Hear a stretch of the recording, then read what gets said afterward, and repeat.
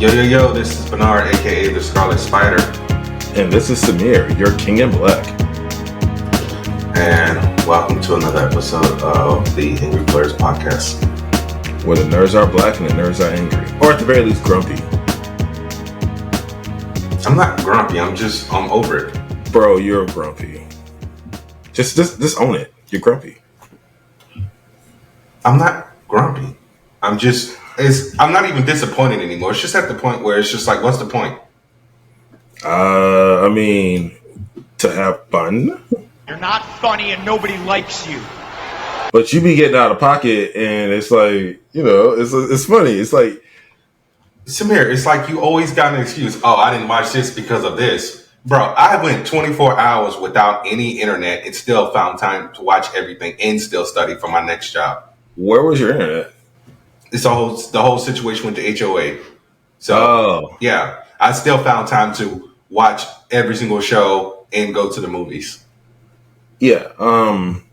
I remodeled a part of my house and I moved to one room to another else, doing stuff. And then today I had to take my sister-in-law to the airport. So it's not like I wasn't doing anything. I was doing stuff.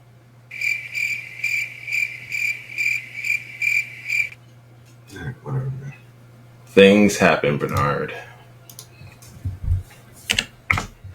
And legitimately, I could have actually watched Loki. It's just I honestly forgot that was on the docket. I could have squeezed. Yeah, because you don't actually go back and listen to stuff, so you don't know what's happening next week unless it's something that was already put out there. But that's neither here nor there. All right. So in the world of streaming and whatnot, Disney Plus is getting out of pocket. So this is an article from Variety, which says that Disney Plus will start cracking down on password sharing. Keep in mind, this is starting in Canada. So the way they clickbaited the hell out of this headline had people shook. So it said Disney Plus will start cracking down on password sharing next month and reserves the right to terminate violators' accounts. So yeah, it said the House of Mouse has notified Disney Plus subscribers in Canada as of November 1st, unless otherwise permitted by your service tier, you may not share your subscription outside of your household. The notification also informs customers that if the company has determined that a Disney Plus subscriber has violated those terms, we may limit or terminate access to the service and or take any other steps as permitted by this agreement.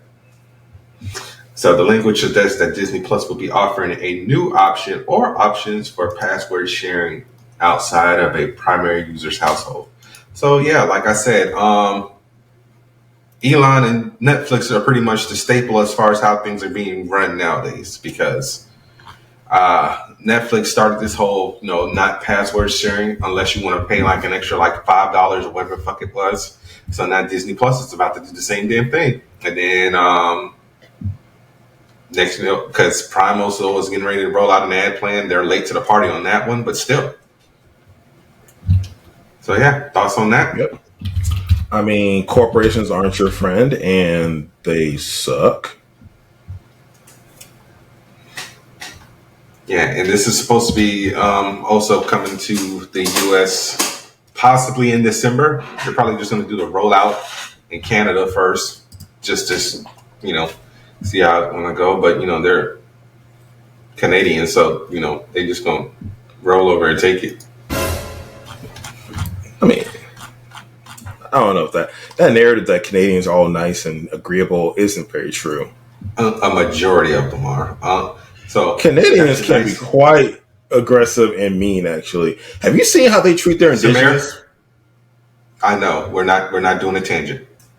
It's not a tangent. That's legitimate. Well, let's start a conversation. Yeah, but you gonna start a tangent, and next thing I'm gonna be editing almost a whole day on Saturday, and I got shit to do tomorrow. But yeah, so just getting ready to sell a 7 cities a little bit more often than that, because everybody's getting out of pocket, because also due to the writer strike coming to a close last week. Netflix is also reportedly planning a price hike after the actor strike ends. So it's like, really? But they also removed their ad-free plan. So what was that like? I think it was like $7.99 or something like that. How long did that last? They only had it out for like a year, right? About 2 years. Because the cheapest plan was $6.99, and that was $7.20. But the ad-free plan was $7.99, $10.80, no downloads. But yeah, so I have no regrets getting rid of my Netflix. I'm gonna just pirate all y'all stuff. I don't care. Come at me, bro. Because it makes no sense for me. If I want 4K, I got to pay $20 something, and I can't share my password unless you want to charge me an additional $6. But the only one user tier you have is in 1080. It's like I don't want 1080, I want 4K. But once again, I can't share my password. So yeah, that's cue sound effect. Arr, matey. I am over it. I'm over it all. I am over it all. All right. Samir? Bernard. Story? Yes. So, Project CD Red, off of the launch of the wildly successful Phantom Liberty expansion, they reported that this redemption arc that Cyberpunk has been going on since 2020 up till now, the 3 years, has cost them $125 million since post-launch. I mean, to get this game up and running again. You put out a game that was basically unplayable. So, yeah, take the L. Yeah. With that being said, though, I mean, these numbers sound big and crazy, but if you look into how much the game sold versus, they probably didn't make the money. Yeah, they definitely made money. I said they probably didn't. Whoa. Okay, so Cyberpunk itself cost $300 million to make, and with inflation, it comes across an additional $100 million on top of that. So that's nuts. But I mean, the company's worth $1.2 billion, so it's like, I'm not. It's probably not that big a deal. Yeah, this is all crazy. And also, I think the concurrent play. Did I talk about the concurrent players recently? Because it's high. Like, there's like a lot of people playing this game right now after the launch. Yeah, because of the DLC. Yeah. Yeah, I mean, so that's always the DLC costs $30 too. So it's like, imagine how many people bought the DLC right now. I mean, if they have like 25,000 people playing the game concurrently, though you can track that those people probably bought the DLC, times that by 30, and you get how much money they made. This is all I'm obviously estimate, but yeah, that's a lot of damn money. So yeah, I think that's a small price to pay, $120 million. They'll probably do a lot more in the coming months, actually, because of the. I'm going to segue into my next story because I got two stories tied to this whole little snippet here. So because of that, if you remember last year with our Edge Runner, how that dropped and that game made the game more popular. People actually bought more copies of Cyberpunk because of the wildly popular anime by Trigger Edge Runner. Well, a live action project, Cyberpunk 2077 is in the works. So who knows what that's going to look like, and who knows what hype that's going to garner for the property. So it was pretty dope. Well, the future is bright for Cyberpunk. Yeah. All right, those my two stories. So you can get to the next two. It didn't make sense splitting those up. Yeah. After nearly, almost bankrupting your company for they weren't close to bankrupting, sir. They were not going to bankrupt. They could there were okay. So the game only took them $300 million or so to make. The company's worth $1.2 billion. They're not going to go bankrupt. Like you can look at their public shares. Like in 2022, like the company's worth. Let me see. Let me pull this up. Hang on. No, it One don't moment. matter. All right. They worth a lot of goddamn money though. Yeah. All right. So, as I mentioned, corporations and their corporate greed. Zuckerberg, he has decided to go the same route as Elon and plans on making ad-free versions of Facebook and Instagram. So this is a report from the Wall Street Journal. So they said that the tech giant plans to offer paid subscription tiers for social media apps as a direct response to the new European Union law requiring a user to provide consent before showing personalized ads. The ad-free tier is reportedly rolling out to the EU users in a couple of months. And this is from a spokesperson for Meta. Said Meta believes in the value of free speech, which are supported by personalized ads. However, we continue to explore options to ensure we comply with evolving regulatory requirements. We have nothing further to share at this time. So basically, in order to work their way around this law, they're like, hey, if you want to see, XYZ, if you don't want to see XYZ, you got to pay. I'm just over all of it, man. I quit. Yeah, it sucks, but are ads really the end of the world? No, but they are annoying. Perfect example. It wasn't ad related, but it was based off of something I was talking to Jared about today on the phone. We were talking about something that happened with DJ Envy. He did a post and delete on something that was Instagram related about some business deal or whatever. And as soon as Jared opens Twitter, there's something on like the For You page about DJ Envy. Not from any account he follows or anything, just some random shit like that. So it's like, okay, they listening all the time. Yeah, everything's listening. Yeah. It's kind of something you have to just accept in this day and age. It sucks. But to sit there and worry about it isn't going to help you at all. It's not being worried about it. It's just being annoyed by it. All right. So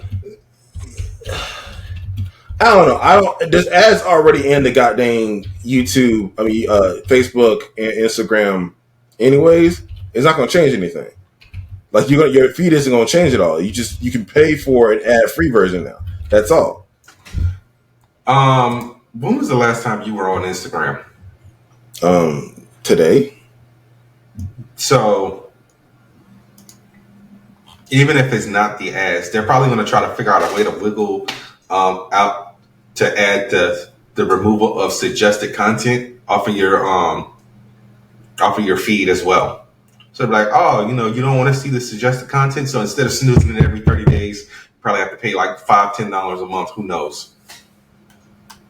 Because half the time, I don't want to see that crap. I don't want to see random reels on my feed. I just want chronological order Facebook without me having to click on the logo on the top left-hand corner. I don't know. It doesn't bother me. I like ads sometimes. Well, you're also the guy who complains about billionaires, but... Yeah, I do. Frequently. They suck. Yeah. They're not your friend. Yeah. All right. Samir? Yeah. What we got? You're supposed to take the second one. I took 2 stories. That was 2 stories based around the same damn thing, Samir. That wasn't 2 separate stories.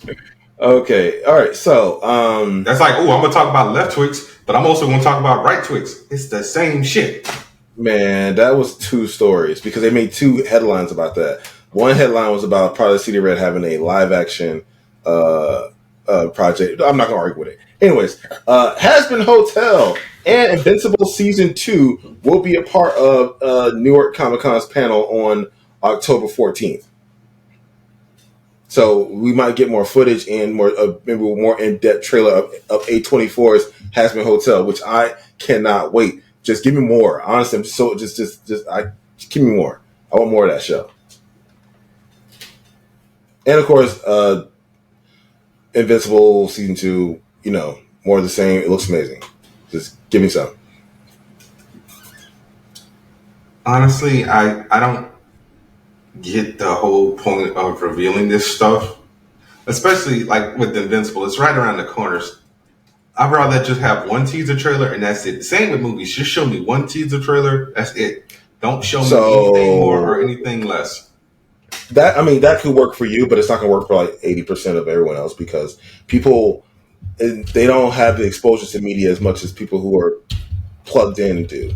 Like most people are plugged in nowadays, but they're not plugged into the same stuff. So you'd be surprised how many people don't know what the next movie is, or what shows are showing right now. It's like you're plugged in, and you get bored of seeing the news all the time. Someone else, not so much. They need to see those constant promotional ads.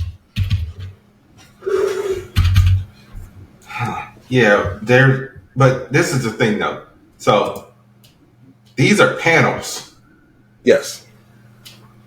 No one's going to be up there except for probably the writer, the creator, and maybe the voice cast. No, writer strike. Actor strike, genius. They still going? Yes.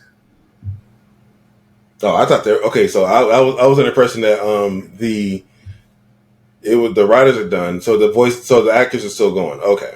Yes. So actors are still going.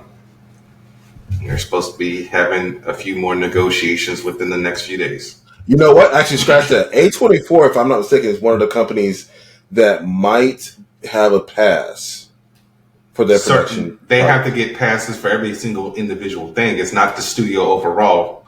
So the three movies that we talked about it's a fact. It's like the three movies we talked about earlier this year when the strike first happened. They got passes for those individually. The studio doesn't overall get a pass. It's not like, you're an independent company. You just get the green light to do whatever. No, it's like, hey, we're working on this TV show. Is it possible that we can get the actors to come to NYCC and promote this?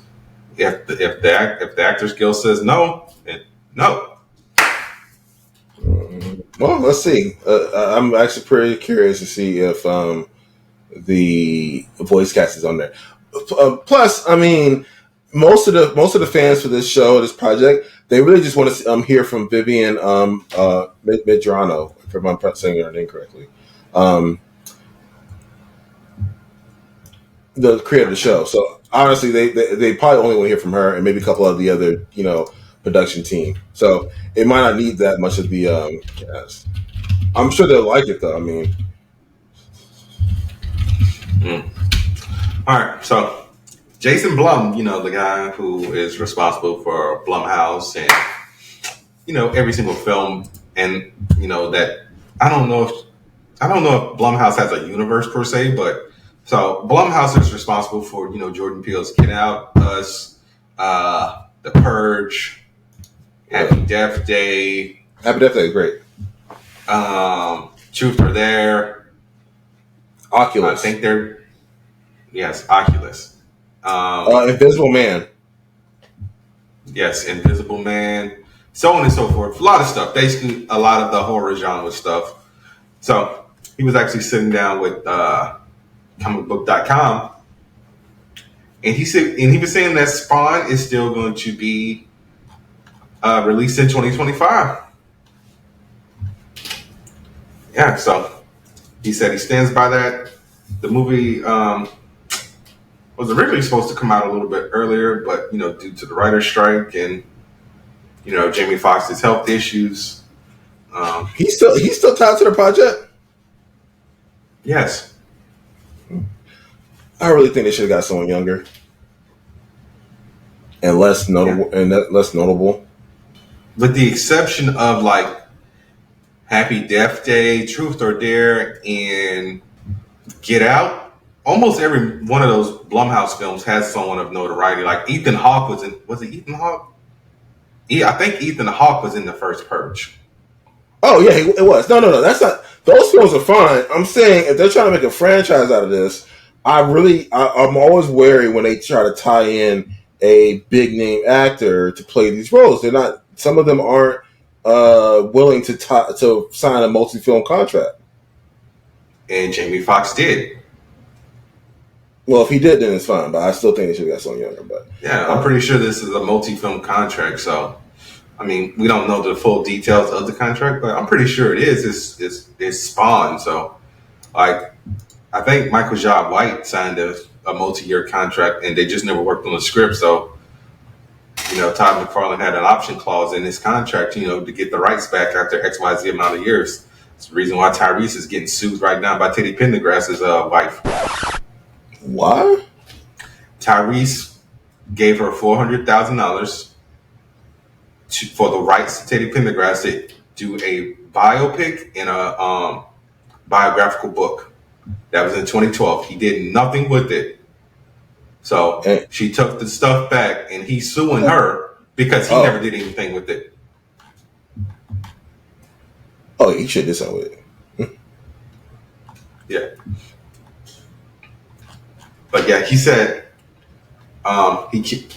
he said for what people are going to expect, it's going to be something in between the realm of The Boys and like a traditional horror movie, which I can understand The Boys because of the level of violence, but a traditional horror movie, I never really got that with Spawn per se. Yeah, there's the hell and demons crawling around. He's the composite of like living shadow. You don't think that can be a horror theme in that? No, not if because he's a superhero with demonic powers, yes. But I'm just like, yeah, it can kind of work, but at the same time, I just don't see it. Hella scary, sir, and quite frankly, they can very easily make it, terrifying. I don't know. Still waiting for that to start production, because if he's saying 2025 and this writer strike starts next year, he's gonna have to change his tune. How old is Tom McFarlane? Oh, he looks good for 60. Yeah, I was gonna say Tom McFarlane's in his 60s, but I was talking about Jason Blum. Ain't nobody saying nothing about no damn Tom McFarlane. All right, Samir, what you got? You always ask what I got. You never ask how I am. Okay, so I always got to ask what you got, because when I'm done talking, I actually give you the opportunity to start talking, and you don't do anything. You just sit there and look awkwardly at your computer. I don't see a cue, and because I'm always looking at the next story. So Naughty Dog is reportedly laying off at least 25 developers, most of whom were quality assurance contractors. This leaves the Last of Us multiplayer spinoff kind of dead in the water. It doesn't, honestly, it's not completely canceled, but it might as well be in this. I don't know who's waiting for this in this multiplayer mode. I know some people liked it. I think you did, but yeah, I don't know if anyone's waiting for this thing to come out. You gonna go any more into that, or you just gonna read like whatever the tweet said? You getting your Ron Burgundy on? Yeah, I'm going wherever the tweet says. The Sony-owned studio, which is home to some 400 staff, is laying off at least 25 developers. Kotaku said most of the people affected were quality assurance contractors who are seeing their contracts cut short. The full-time staff were not affected. Naughty Dog will reportedly not offer severance to the laid-off staff, who Kotaku said are expected to work until the end of October. According to the site, Naughty Dog staff are being pressured to keep the news quiet. Right. This is okay, so I don't want to get into this because I did actually read the article, but this could be a conversation about how crappy the gaming industry and how they treat its employees and the it's not just the gaming industry, dude. They were temps. Right, but that's what I'm saying. It's like a lot of times these shareholders will trim fat to pad their own earnings, and then it's like the first people to go are the developers, and then the contractors, and it's like you look at Naughty Dog. I think they in this case they did lose some money because I think the Last of Us Part 1 port was pretty crappy. But there's instances where a game a publisher will increase their earnings, like let's say Epic, and they still lay off people. It's like the money always stays at the top. It's freaking a little demoralizing and kind of. Well, here's the difference between Naughty Dog and Epic, and you pretty much just said it. Naughty Dog took a hit. Epic is still making money to the point where Epic because fuck Fortnite, they are increasing the price of the currency for V-Bucks. So like 5 V-Bucks was originally, I think, like $5. Let's just say that. So like 5 is now going to be 10, and so on and so forth. Yeah. So Naughty Dog took a hit. So I understand why these people they got laid off I think 3 weeks early, because the contract wasn't until the end of November. It's like mid-November. All I'm saying is it's rough out there, and it sucks to be a game developer sometimes. And it's like these people can make money at other places. Like they choose to be in the game development because that's their passion. But a lot of the same coding language that they learn for game development, they can do software engineering and make way more money, be way more stable. But they choose to be in this industry because they love it, and this industry does not love them back sometimes. It's really disheartening. I mean, also you got to take that up with the people who buy these games on the gray market. So it's like the gray market isn't really necessarily helping. That's not it. So to be frank, PC gaming, that's what we're talking about, because the gray market really only affects PC gaming. The PC gaming market is actually on an all-time high right now. People are buying in droves. There's no loss of money from theft here. Samir? Yeah? The PC market is basically GameStop, dude. No, it's not. So a lot of avid PC gamers are religiously buying from digital platform storefronts like Steam and GOG and to a lesser extent Epic, right? They go to these storefronts. They buy things on sale, full price, what have you. Valve is printing money because they're getting revenue off of each game purchase. That's how they make their money. Okay, so no, the PC gaming market is again at an all-time high. There's no dips in these up markets. It's not like it's all secondhand, software sharing. That's not the case. Okay. Okay, how many games have you bought off the gray market this year, if you don't mind me asking? One. Okay. Yeah, legit. One. I'm trying to think. One.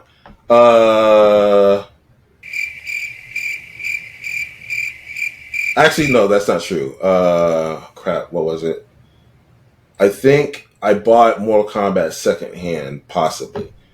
But again, that was not a gray market. Actually, that was legit above board.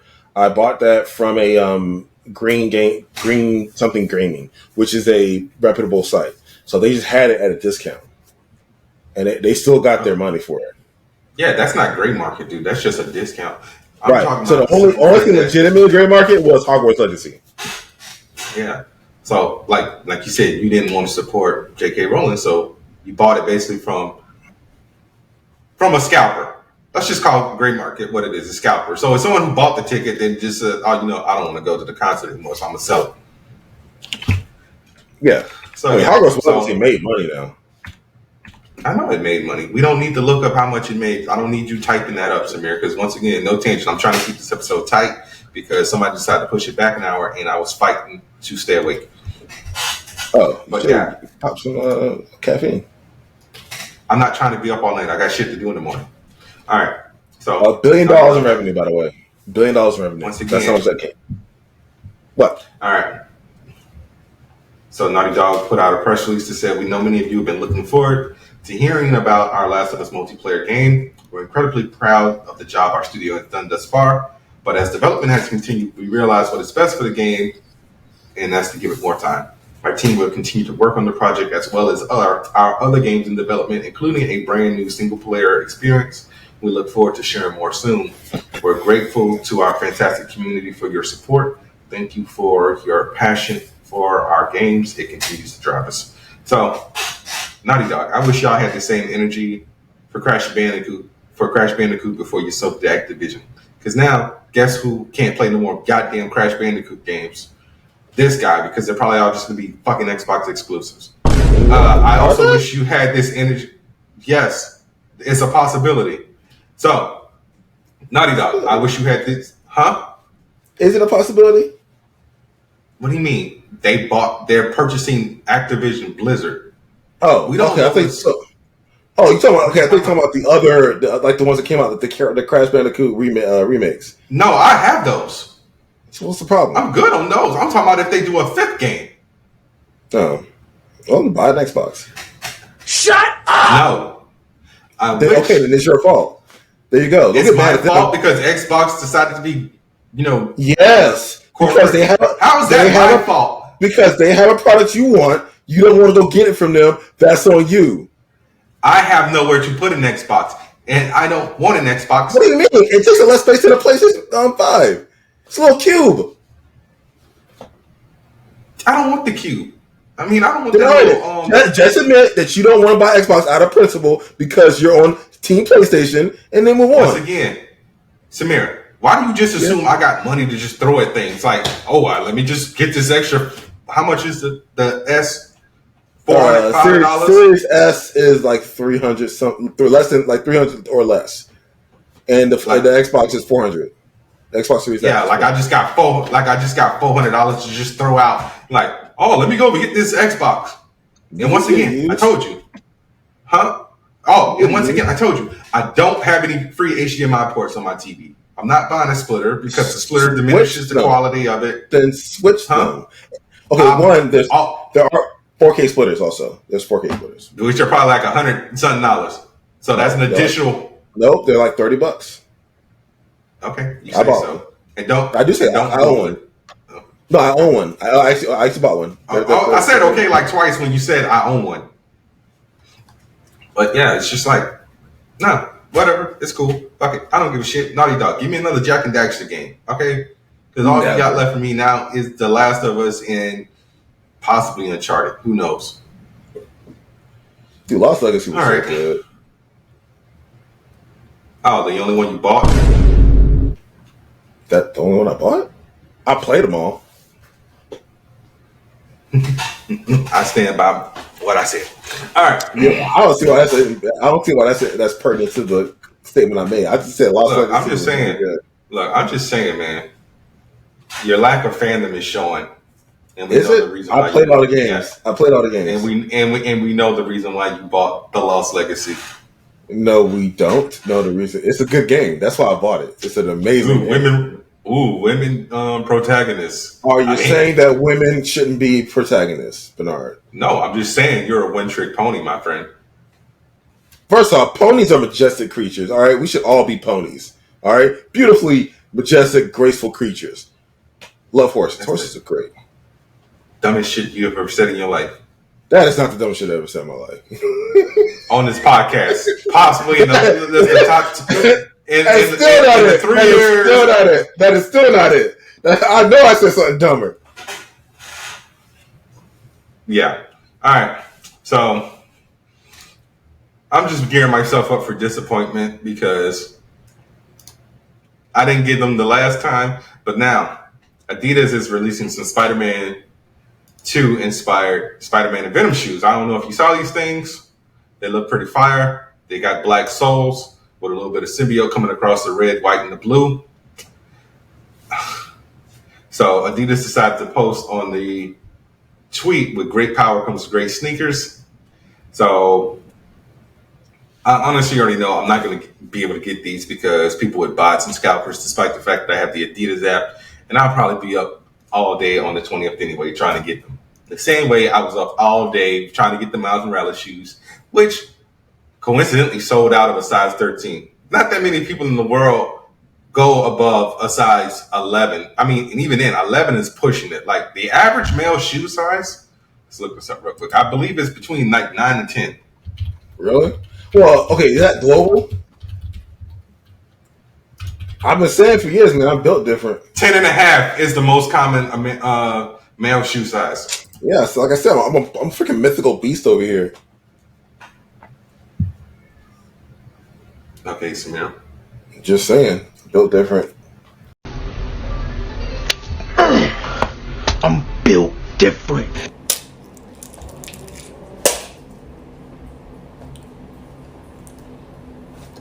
Oh, shit. Yeah, that's why you wear Chelsea boots. All right.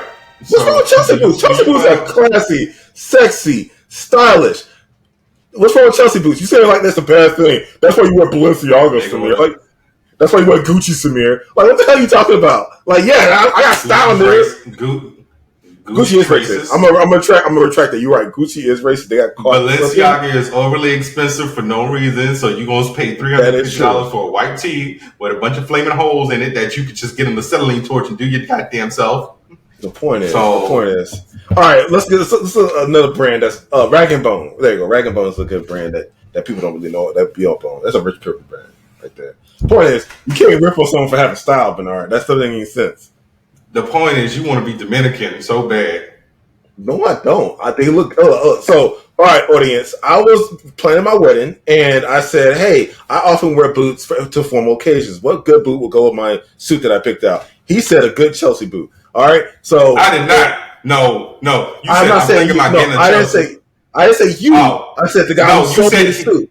Okay, no, you didn't even say the guy who sold you the suit. You said he, so that alludes to basically people thinking I said that. So you got to clarify that because me, I ain't wearing no boots.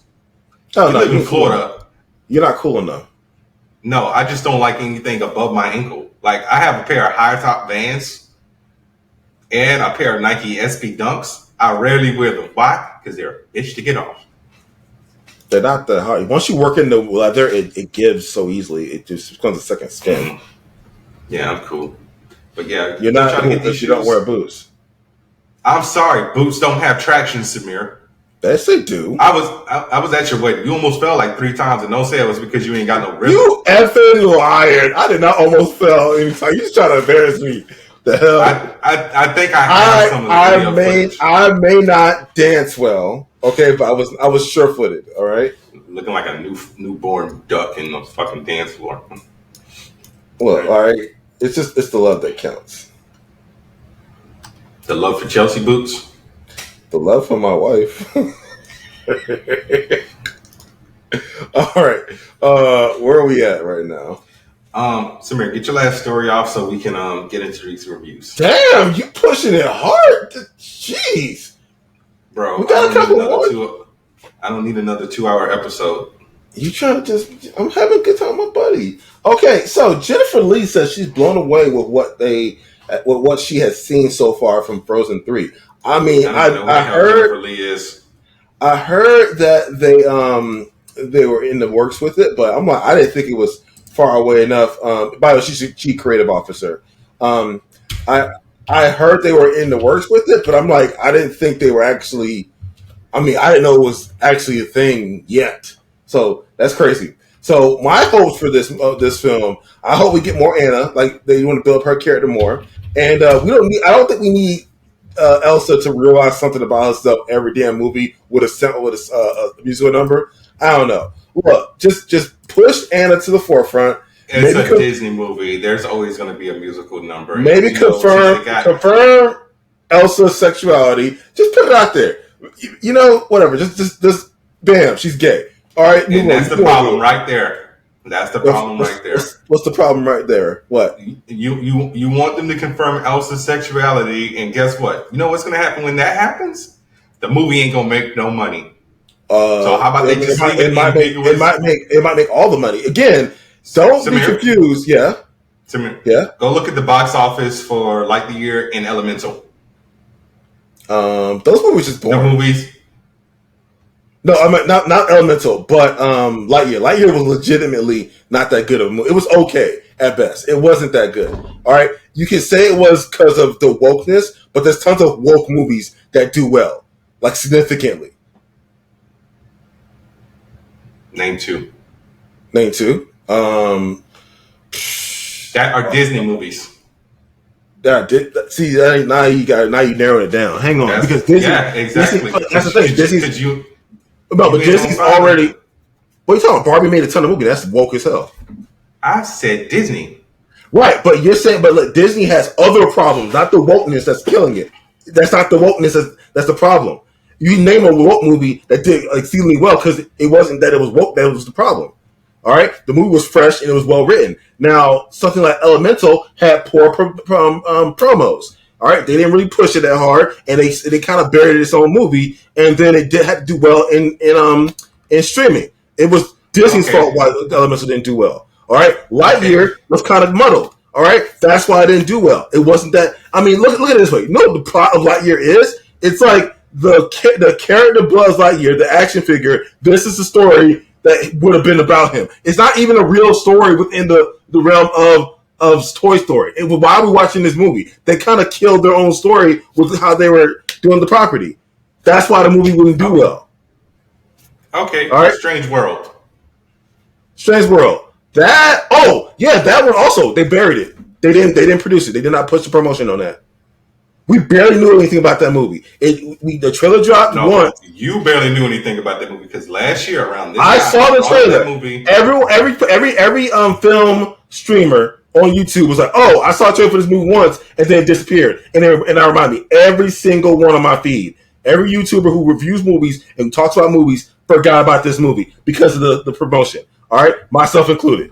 All right, you the only one that knows about that movie, and that's why I failed because Disney tried to bury it. It's not because it woke; it's because Disney's taking it so.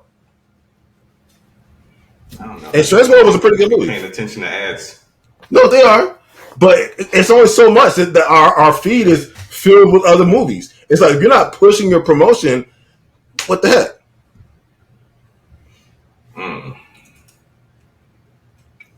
But you know what I want to get into? I want to actually get into Chucky, because now that I had to sign back up for cable, I want to, watch all 3 seasons. Because apparently, somebody took Chucky to the White House. So, do you have a new ISP right now? No. So why are we down? Because I'll tell you after this. I don't want my personal life on the podcast that much. Okay. All right, it's fine. I mean, I like to be vivid, but y'all don't need to know every single detail. It's fine. Yeah. See, unlike Samir, I'll be open about stuff. I'm open. Samir, don't nobody know nothing about you besides you got married, your wife's name's Liana, and she occasionally suffers from epilepsy, and you wore Chelsea boots to your wedding. I have 2 cats. Oh, yeah, and you got 2 cats. Because the motherfuckers always knocked over my shit. Or try to bite my screen. Beyond that, what are people going to find interesting about me? I don't know, Samir. Just saying, be vulnerable to the people. All right. I actually want to review a movie next week, but the way our time frame is up... Is it spooky? We can make time. Is it spooky? Nah, don't do that bullshit, y'all, because y'all know how I've been saying we ain't got no time because October is actually saturated with everything. This fool actually called me on Tuesday or Wednesday, was like, hey, man, you might have been right. We can't do it. I didn't want that way. I didn't want it that way. I said, I have to read an advanced copy of her book, yay me, and I may not have time to watch a movie every week this week, but I'm going to try to squeeze in at least 2.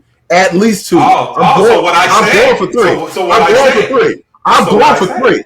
All right, I'm going for 3. I'm going for 3. I'm going for 3. All right, and I might even squeeze a spooky movie into the first week of November. All right, because November. A lot of good things happen in November. I'm not talking about the holiday with the white people with the buckles on their shoes. I'm talking about stuff. Those aren't holidays. I just didn't say holidays. I said a lot of good things happen in November. I never said holidays. Do you know anyone with a November birthday besides Arsenio? Arsenio, my older sister, Jessica, my stepsister, and their all birthdays are pretty much around the same damn time. So I got to call a lot of people that week. I mean, I guess those are good things. I mean, once you get past a certain age, adult birthdays don't mean anything. Unless you're like involved. You don't care about birthdays, okay? I care about birthdays. My wife's birthday is in a couple of weeks. I got to get her something nice, so I care about birthdays. See, it sounds like you're obligated. You don't even sound excited. You're just like, yeah, my wife's birthday's in a couple of weeks. No, we're gonna go. We're gonna go. And your body language is like, oh, guy. My body language is relaxed and content. All right. Talking about your hand, you're getting a little zesty with the atmosphere. Yeah, we gotta go do something. But so no, there's a movie on Prime. It's a Blumhouse movie, coincidentally, It is called Totally Killer. So it stars your girl Kenny Shipka. We're watching that. We're watching that. The way gives. Can I finish? Shut up. No, let's do a review on it. I'm interested. Let's do it. You have my attention. Fucking description. Trying to give a fucking description of the movie, yet you keep talking over me. Shut the fuck up. Okay? Shut the fuck up. Oh my god. So they basically described this as a time travel slasher film that's Back to the Future meets Scream. Yeah, so it blends three genres: time travel, horror, and whodunit. It's about a teenager who travels back in time to stop a mass killer, teaming up with her teenage mom in the process. Yeah, so I'm pretty excited about this movie. It looks really good, and so we can kick off our spooky month with that next week. So we'll have this review ready for next week. Yeah, along with two episodes of Loki because somebody didn't watch two episodes of Loki, and 2 episodes of Loki. 2 episodes of who? How many episodes of the Continental are there? 4 episodes, right, in that miniseries? 3. This week was the last episode. Not the episode you just watched with. Right. So then we're reviewing the next. So then we're doing the next episode. Next week will be the last episode of the Continental. All right. So we'll make time. Okay, we're good. Yeah. All right. We got a couple more, 2 more stories, right? What? No, I'm done. Okay. Well, I got 1, 2. So Redfall doesn't have enough players. The game that bombed from Bethesda. They don't have enough players to fill a team in this game. Like their peak. Kill the servers because people were playing Avengers. Kill the fucking servers. Okay, you ain't. How many people on a team? That's what I want to know. Because you know it's a 4-man squad. They got 3 peak players. My dude. You know how many people you need for Avengers? 6. Yeah. Crazy. All right. Oh, another thing. Okay. Well, this is actually going back. I just caught this little headline. So, 68% of Phantom Liberty's player base was on PC. So that's pretty big. Considering how much. Know why? Because everybody who bought that game more or less on PS4 returned it. Well, PS5 now. Yeah, but there's no actual PS5 version physical, and even then. So. They never released a quote-unquote definitive PS5 version. It's like a slight upgrade that includes ray tracing. That's the main reason why I bought Miles Morales on PS5 when I had the PS4 version. All right. So George Miller's Furiosa is looking to premiere at Cannes and Film Festival in next year, May. So that's good. For starters, slap yourself. It's Cannes. It's not Cannes. Cannes. Okay. Cannes! Second, I don't give a shit.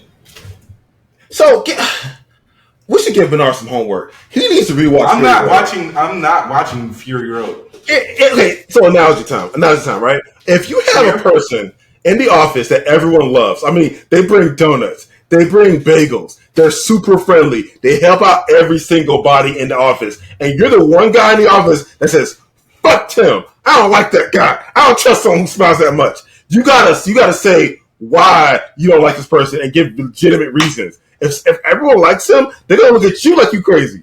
All right. So Fury Road is one of those perfect films, like a masterstroke in its class. All right. That's how good Fury Road is. You need to rewatch that movie. I'm just saying, rewatch the movie and give it honest. I'm just saying, just stay black and die. Just think about why you don't like this movie. Like, what did it do to you? What did it make you feel? You know. Just try. All right. It made me feel like I wasted 2 hours of my life. So you can't possibly. In the first 10 minutes, there was a sandstorm, a car chase, people dying left and right. I get that. Charlize Theron with a robotic arm. Come on, man. The movie has everything. I still didn't like a flaming guitar. All right. What is the deal? Samir, stop with the tangent. Stop the tangent. I don't give a damn about Flea playing a flaming guitar. You know, the only movies I give a 2 craps about Flea in are Back to the Future 2 and 3. Wasn't he also in Baby Driver? Was he in Baby Driver? If he was, then Baby Driver as well. Yeah, he was in Baby Driver, I believe. It's on the shelf. It don't matter, Samir. But anyway, let's get into our reviews. He's still Googling. It don't matter. Okay? All right. So what are we reviewing Yes, first? he was in Baby Driver. Thank you, Mr. Know-It-All. All right, what are we doing? What are we doing first? You just make me want to throw my fucking... Your tantrums are what hold up this podcast the most, actually. No, it's your tangents that hold up the podcast the most, which are followed by my tantrums because, once again, you just show up. Okay, I have to edit. I have to make clips. I have to moderate the socials. Now you just sitting there rocking you back could and forth like delegate a goddamn bobblehead. You can delegate some of those. To who? To you? You ain't gonna do nothing. Yeah. Bro, I gave you Samir, I gave you access to the damn Twitter page. You posted one fucking thing. I mean, not Twitter, Facebook. You posted one thing in the entire time. So I said, you know what? I'm revoking his access. I'll just do it my damn self. Why did you revoke the access? Because you only posted one thing over the course of 6 months. And you couldn't keep my access in it so I can go in there and do some more? No. Because it's like you ain't do nothing. Because you didn't do nothing. I really don't recall getting access, but... You posted one thing, didn't even add to make a comment on it. You just like, oh, this looks awesome. I'm going to share this from the Angry Blerds Facebook page. That's it. All right. What are we reviewing first? The Continental? Yes, we can do that. No, let's get Gen V out the way because we're reviewing 4 episodes. Yeah, sure. Okay. All right. First episode. Was not expecting that intro. I honestly felt like, her powers were going to activate when she got a period. Did not expect her to kill her mother and her father, but then blow up her parents. That was very traumatic, and yeah, honestly, I didn't see that. I'm just glad she didn't kill her sister. I mean, yeah, it was pretty traumatic that her sister did, sees her as a monster, but hopefully there's she killed their parents. Can you blame her? Yeah, it was an accident, but as a child, you're not gonna, be able to process that. There's a lot. Also, Patrick Schwarzenegger, I thought he would have lasted longer. You're not the only one. That's the thing that's been going on the internet. So people have to realize, yes, he's Arnold's son, but he's still getting his footing in acting. So they're probably like, oh, let's just keep him in here, but we're also going to have him, be in possibly a lot of flashbacks. That's like, okay, I think I brought this up before, so now I'm going to go on a quick tangent. So there was a show that was on ABC, I think it aired in 2019, called Big Sky. It's about 3 women, and I think it's about abduction or something like that. Yeah, and Ryan Phillippe was in it. Okay, yeah, I know it got canceled, but Ryan Phillippe was all in the promo and everything. He gets killed at the end of the first episode. Damn. Poor Ryan Phillippe. Don't see him in no flashbacks, nothing. That's it. He gone. Yeah, I think he was like the ex-husband or baby daddy, one of the characters. I don't know, but at least we got to see, Patrick in, 2 episodes, 2 flashbacks? Yeah, he might get more. Yeah, I mean, the man has only been in, a few things here and there. Like he was in Scout's Guides to the Apocalypse. I'm just thinking movies. Oh, yeah, that was a good movie. Yeah, something called Dear Eleanor, Midnight Sun, Daniel Isn't Real, Echo Chambers, Monty, Stowaway Warning. He has a pretty good he's got a number of roles there. Yeah, but he probably busy. Anyway, I thought his acting was great, and he's clearly we know why, because he's got a lot of roles under his belt. But yeah, seeing the inside of the school and how Bot runs a university that churns out more heroes or replace the ones that are out there, pretty cool, and also very disconcerting in how these kids are behaving and how they have to navigate the hierarchy in the school. Yeah, go ahead. Oh, I was gonna say, for instance, Emma Myers, Cricket, like her whole shtick is pretty effed up in how she has to do things. But her character is instantly likable. So can't wait to see more of her. Yeah. All right. Clancy Brown as what was the name? What was his character's name again? Brink. Yeah, Professor Brink. Is Clancy Brown the new Sean Bean? He might be. Well, he didn't. Because, bro, he be dying in everything. I'm surprised he didn't die in Ahsoka. I'm surprised he didn't die in The Mandalorian. He went to prison in The Mandalorian. He didn't die in Detroit Become Human. Was Clancy in Detroit Become Human? Yes, he was in Detroit Become Human. Who was he in Detroit Become Human? No, that's one of the endings. He can die. Okay, yeah. Yeah. But so the good ending, he doesn't die though. Yeah. But it's still a possibility depending on the choice you make. But yeah, I mean, man, been dying since Sleepy Hollow. Shout out to Nicole Beharie, West Palm Beach's finest. What? I told you she was from West Palm multiple times. No, I meant, I was like, he was in the movie Sleepy Hollow? I said, no, I forgot about the TV show. The show on Fox that you sent me a TikTok of a few months ago of stuff I already knew. But, so yeah, we already know who Samir's favorite character is. You mean Marie, the main character? She's great. I like her a lot. No, I thought your favorite character was going to be Jordan.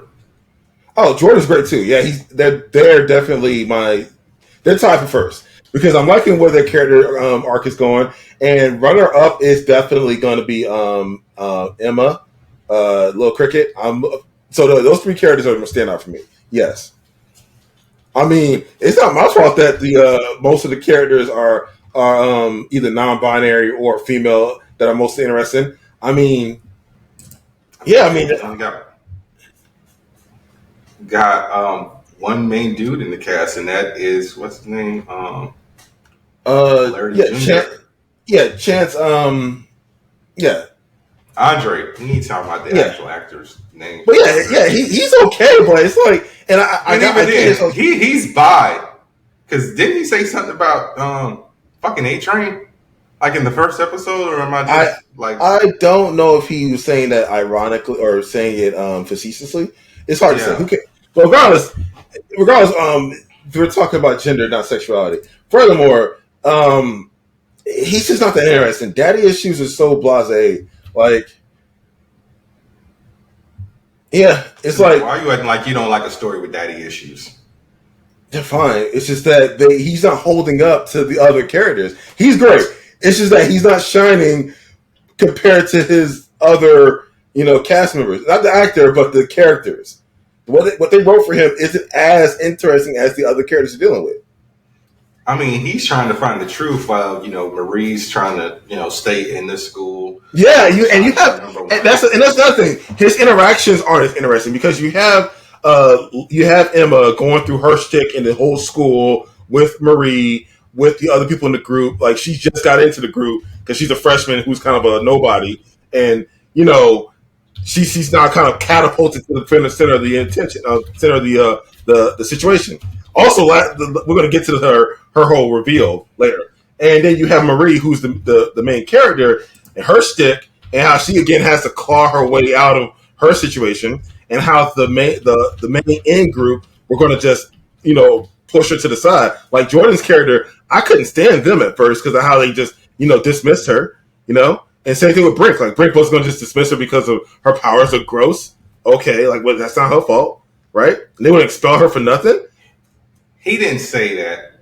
He was going to expel them. Yeah, he was going to expel them because of the issue at the thing at the bar. But I'm saying he didn't say her powers were gross. That was good old Sean Patrick Thomas, who I think you were asking about him a few months ago or something like that. That might have been Derek Luke. I don't remember. You was asking about one of them brothers who was like coming up in the early 2000s in movies.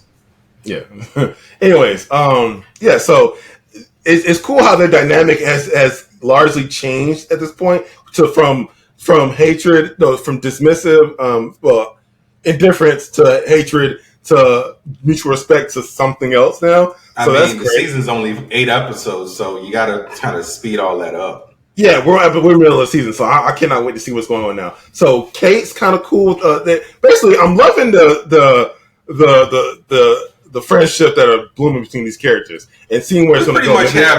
We pretty much have almost like a good chunk of like someone from the Marvel universe. So Polarity's Magneto, obviously Emma's Ant-Man or Wasp, who went full Janet Van fucking dying at the end of episode 3 and killed that poor security guard. Yes, she did. I mean, poor security guard, F that guy. Freaking sadistic douchebag. He's just doing his job, like she said. That man probably had a wife and kids. No, I'm sorry. Just because you got kids, I mean you can be a douchebag, sir. Or he could possibly be, or he could be being coerced. We don't know. Sam said the guy was a sadistic douchebag. All right. Sam is also hearing Jason Ritter talk to a puppet. So listen. Don't discount the mentally ill. All right. Just because he's mentally ill doesn't mean he can't say, "Yo, this guy mistreat me on a regular basis." All right. That dude was enjoying shocking that kid. Also, why he cough back? Why he cough back up? Like, I would not go into that guy's cell unless I cough back up. He didn't back up. Didn't even do anything about it. He was down when he went in there. So yeah, why would he need backup? It's like this. All right. I hate Sean Patrick Thomas's character, Polarity Senior, because he is trying to make his son the hero that he didn't get to be, and put him in that spot. He's living vicariously. Same thing with Emma's mom. Emma's mom sucks. Yeah, sucks. Yeah. Oh, and Jordan's parents, they suck too. Like that was mean. Like, yo, like they want to just call them their son. Like, yo, I've always been me. It doesn't matter if I'm a boy or a girl. I want to. They're both my identity. Don't just cut off on my identity. That hurts. So I love that scene. That scene was great. Great emotion there. So love that. All right. Here's one thing I don't like about Jordan. What the fuck is Jordan's power set? Jordan is the OP character of this entire series so far. Jordan's shooting Hadoukens. Yeah. Jordan has super strength. Jordan can change genders at will. Jordan has 3 powers that we know. Okay, so the advantages of the powers aren't. So if you see how it happened, they can only use one power based on their what state they're in. If they're female, Jordan has super strength in both. Because Jordan was going toe to toe with Sam. They have durability in both, but super strength, no. Only energy deflection and projection, and it's not even energy projection. It's force blast for the most part. All right, and then super strength in the male form. That's all they got. And the only reason why they're not more popular is because people are weird about gender, which is so dumb. All right. Honestly, Marie has a much more overpowered power. I mean, everyone has blood. Everybody. If she harnesses that's why she blew that guy's dick off. Oh yeah, they went full frontal. That dick exploded. I'm like, yo, Samir, it's the boys. We're gonna see a dick now. Almost. Yeah, I know. Ever since season 3, because I don't think we saw any dicks in seasons 1 and 2. What about the invisible guy? I forgot his name. Did they show his dick? They might have. Okay, so once in season 1. Because remember, we didn't even see the deeps when he was jerking off in the with Starlight. Yeah. But yeah. So what do you think? So what do you think of Marie and Jordan's relationship, and how that came out of nowhere? Shame. How? Because that was his best friend and that was his girlfriend. It's like, bro. No, we're talking about Marie and Jordan, not Kate and Andre. Oh, I'm sorry. Yeah. No, I'm okay with that. That's them grieving. That's how they grieve. Nah, that's fine. Nah, man. See, I've had a problem with that ever since the irredeemable Ant-Man. Come on, man. Eric O'Grady fucking old girl on his best friend's. Okay, that's a That's a time and place, though. Don't screw on the grave fine. But if you're in an intimate space, y'all both feeling it. It's not like they both mean something to each other. It's not like it's a one time. Kate loves Andre. Andre loves Kate. All right. Regardless of how that love is, they're grieving together. And if it becomes something else, that is fine. Okay. If I die, I'm not going to sit there and want my partner to be alone. That's silly. Okay. So I was just about to ask that question. So if you die, does that mean anyone in your friends group, who happens to be grieving at the same time as your wife, they got to go ahead from you from, up above? Okay, so first off, I respect my wife's agency. Okay, so she can make her own decisions. All right, and if I would think that people I associate with will respect their partners. So I would hope that whoever she goes with next would love her deeply and respect her. So yeah, are you friends with scumbags, Bernard? I mean, there was that one guy a few years ago, but he dead now. So wow. Okay, so yeah, I rest my case. You should surround yourself with people you trust deeply, and if you trust them deeply and love them because they're your friends and they're people you trust, then yeah, you shouldn't care if your spouse, partner, what have you goes, after you die. Look, what happened to Angry Blerds says that, but look, if I die and I'm married, I'm haunting you motherfuckers, okay? So I don't know who listen to this podcast. DJ, you married, so you off the grid. Devin, you married, you off the grid. Samir, I don't know. You be iffy sometimes, so I don't know. You might be trying to wrangle my wife into a threesome. I don't know. But yeah, don't try to fuck my future wife because I will haunt your ass for the rest of your days. I don't believe in ghosts. You say that till I just show up. You say that till I just show up looking like this, just. Oh, okay. What you gonna do? Watch us do it. I mean, possess your body and jump out the second window. Break all your legs. Yeah. Okay. Now you're a poltergeist that can jump in the bodies, huh? You went from ghost to poltergeist. Yep. Call me Patrick Swayze because I'm Ghost. Rest in peace, Jet Set. More like Slimer. Right. No, Jet Set. He was a guy who was on Workaholics. You know that show. You remember bits and pieces of Workaholics, but I know you don't remember Jet Set. Jet Set was the old guy in the office with the glasses and Jerry curl. He actually said that one episode. It was like they were going on strike. He said, "Call me Patrick Swayze because I'm ghosting this bitch." Okay, so so the big reveal. Well, it's not really a reveal per se, but them finding out that Sam's alive in the facility was huge. Also, what the forest means, and we haven't really gotten that yet. Other than that, it's nefarious, and they're definitely mistreating those kids. The woods, I said forest. The woods, yeah, they're definitely mistreating the kids at that school. I mean, we don't know if they're mistreating them all. Because, perfect example, we've only seen Sam, and we saw the one person who blows fire. So we don't know what everyone's situation and that one kid. So these could be people. These could be people who are unbalanced. Like next it'd be a dinosaur situation in Invincible. Next thing they let Sam go, he just starts going ape shit.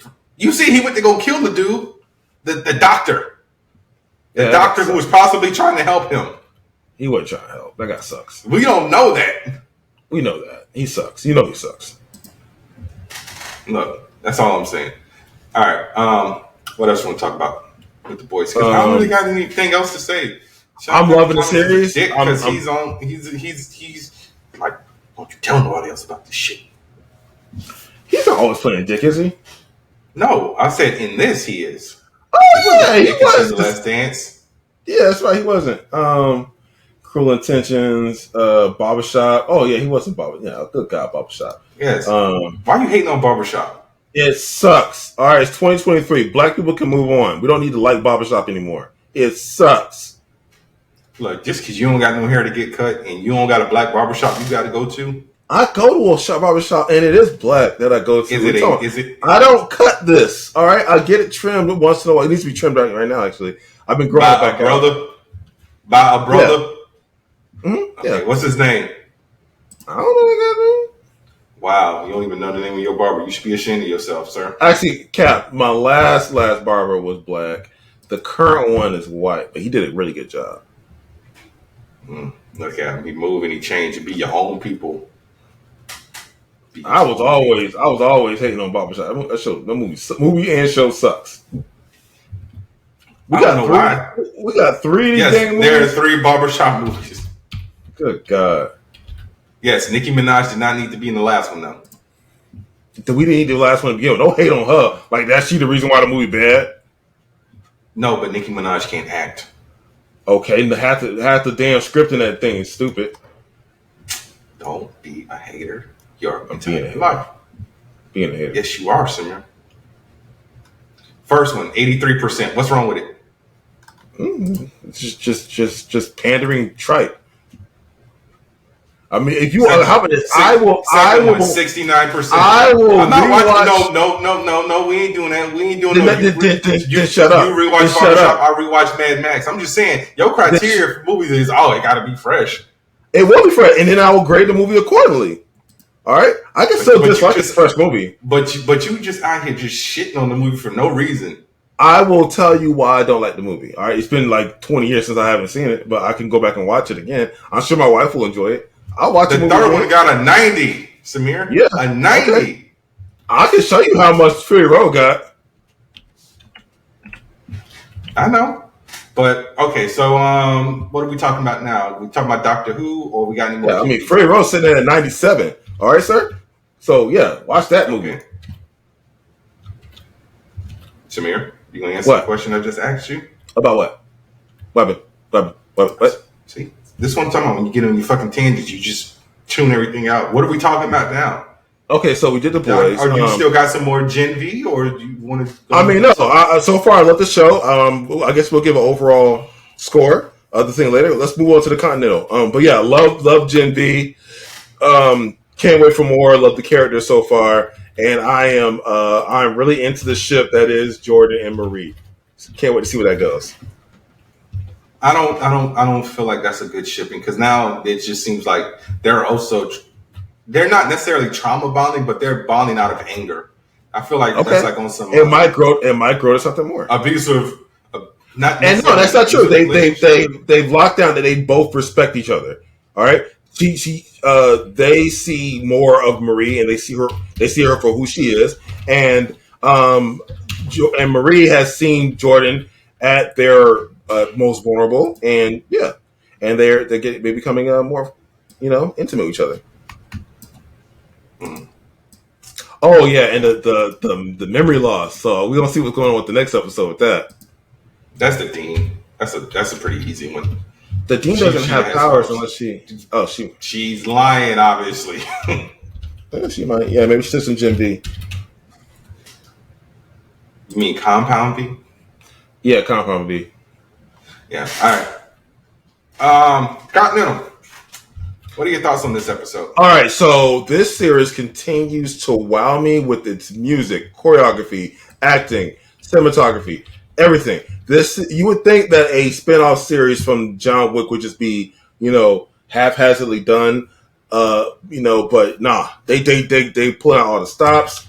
Everything is just dope. Is Sharon gay? Yeah, that was the question I was asking.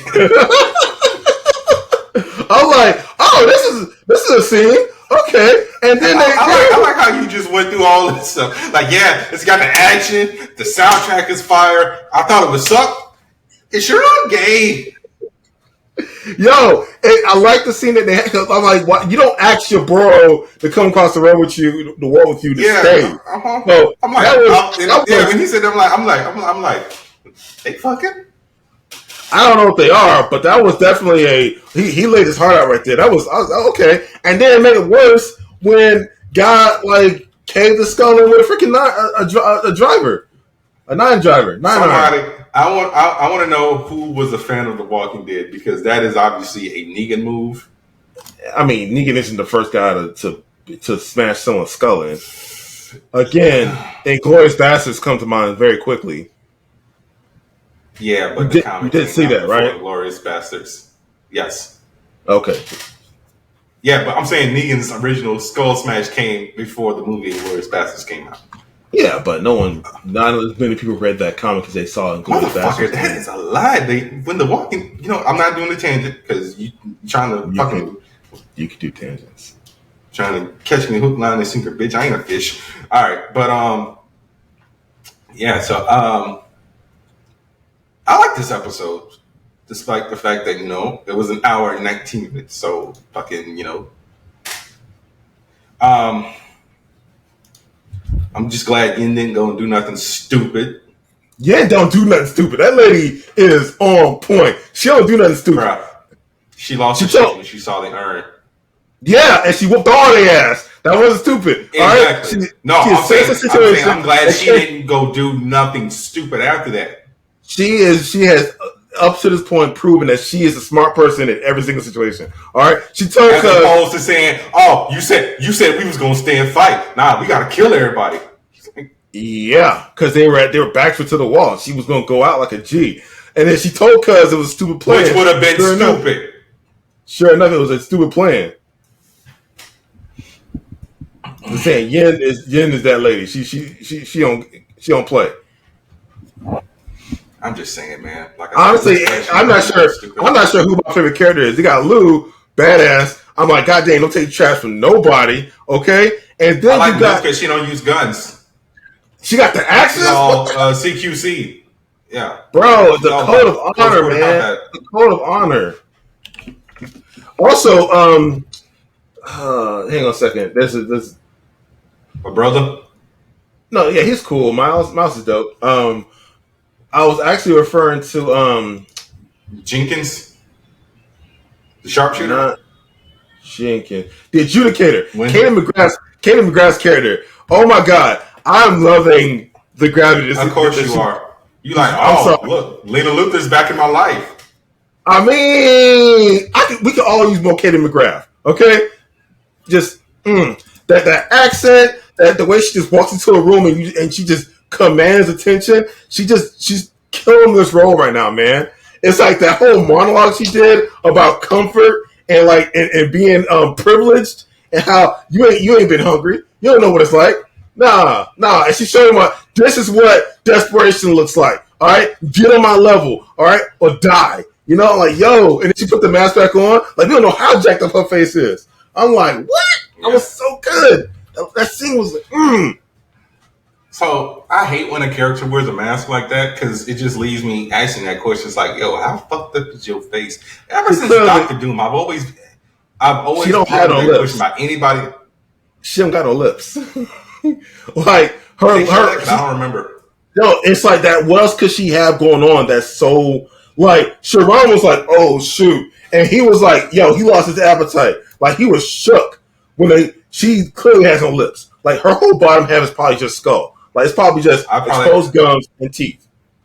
I got to rewatch that because I think I started to get bored because that monologue felt like it was a little too long.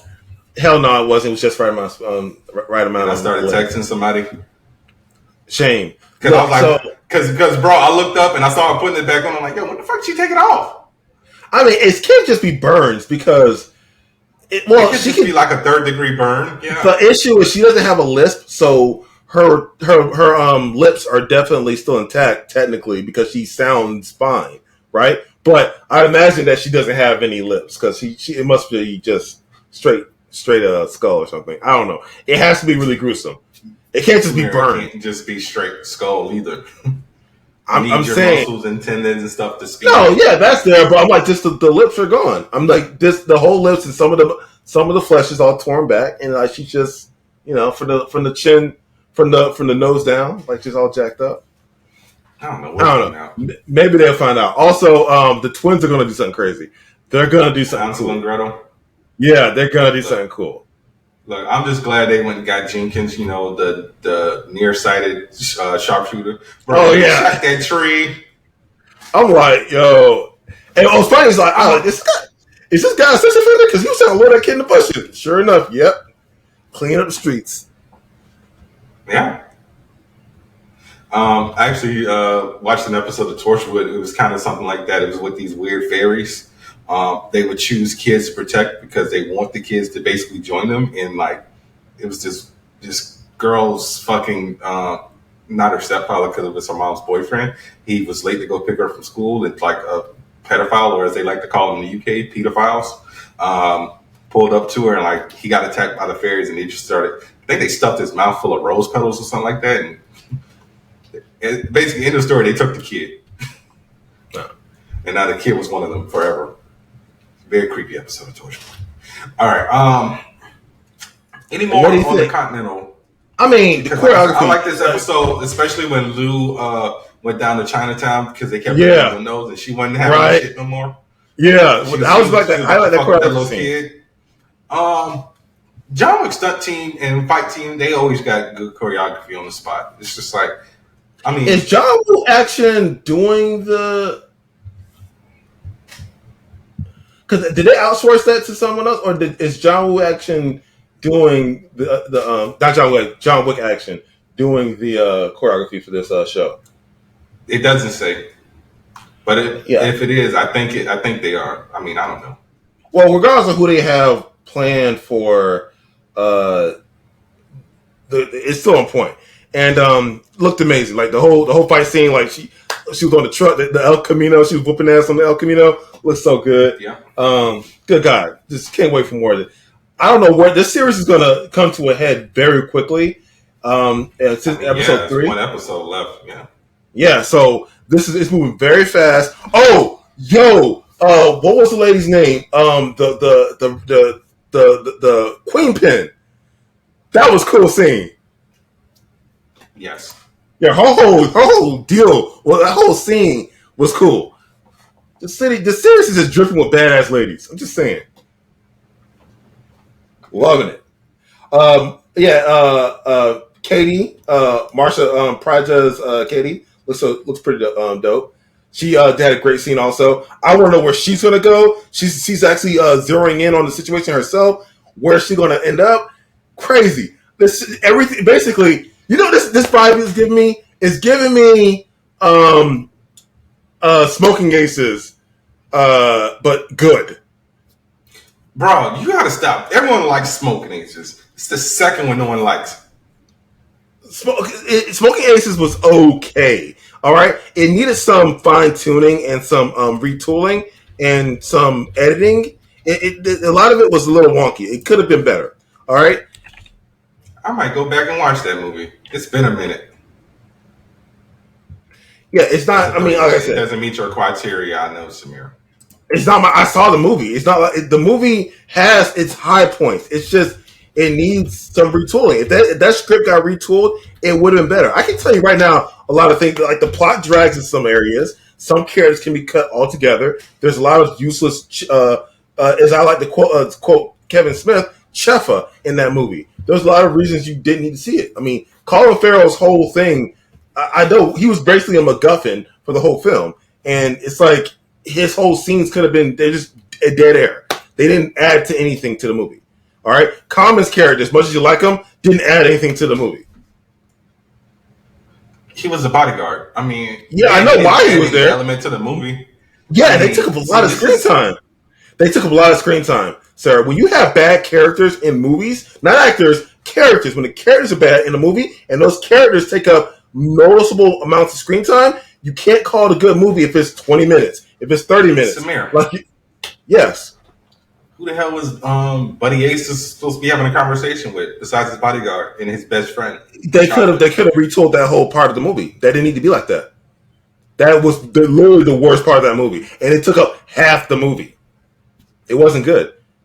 It's like you have all the cool characters leading up to this point, and they should have found a different way to string them together. I don't know. Like I said, it wasn't good, and you know.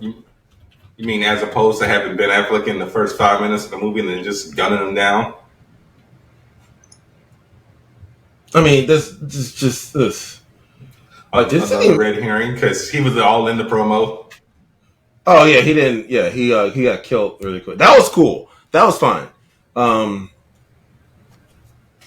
Anyways, yeah, like I said, this show is like Smoking Aces, but good.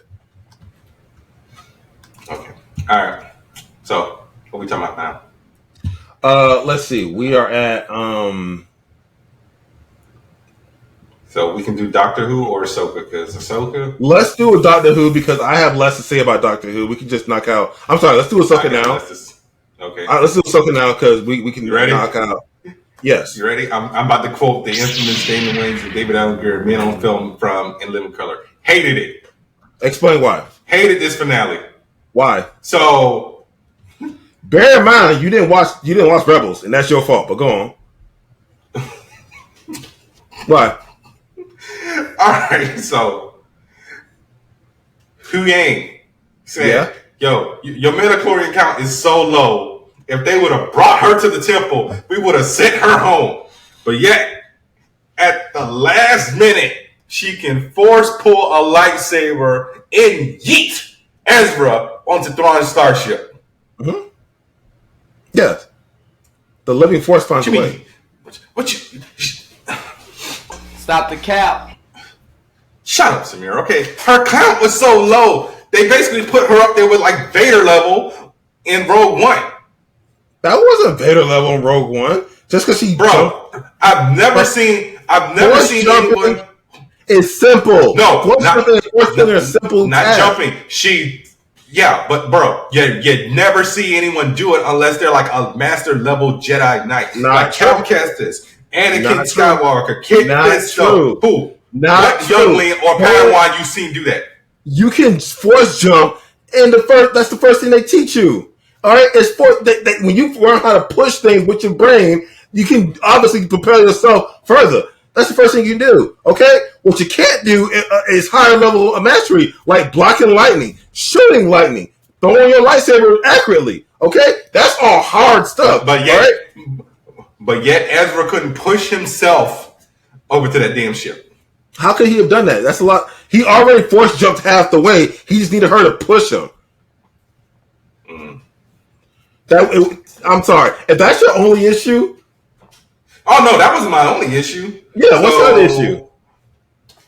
Baylan Skoll and Shin Hati only have 30 seconds in this last episode? They already were gone. Like, what do you want them to do? All right, legit. Okay. But I'm shipping, though. So I wanted Shin Hati to come back at the last minute and help out. But that's not going to happen. And what we don't even know Baylan's end goal. We just know he went to the statues of Mortis or whatever the hell it was. 3 Force users who weren't Jedi. That's what that was. That's what that statue was. Yeah. So, and all this was to get Ezra home, but we just lost 2 other people. So, what type of bullshit equivalent exchange is that? So no one was excited to see Ezra. Yeah, they were shocked. But yo, if my friend was missing for 10 years and all of a sudden they just show up, I'm running to give him a hug. Only person who even walked up to him was Chopper. Chopper knew who he was, and Hera was in shock. Just Ezra? Yeah, she was in shock. She didn't think she would see the guy again.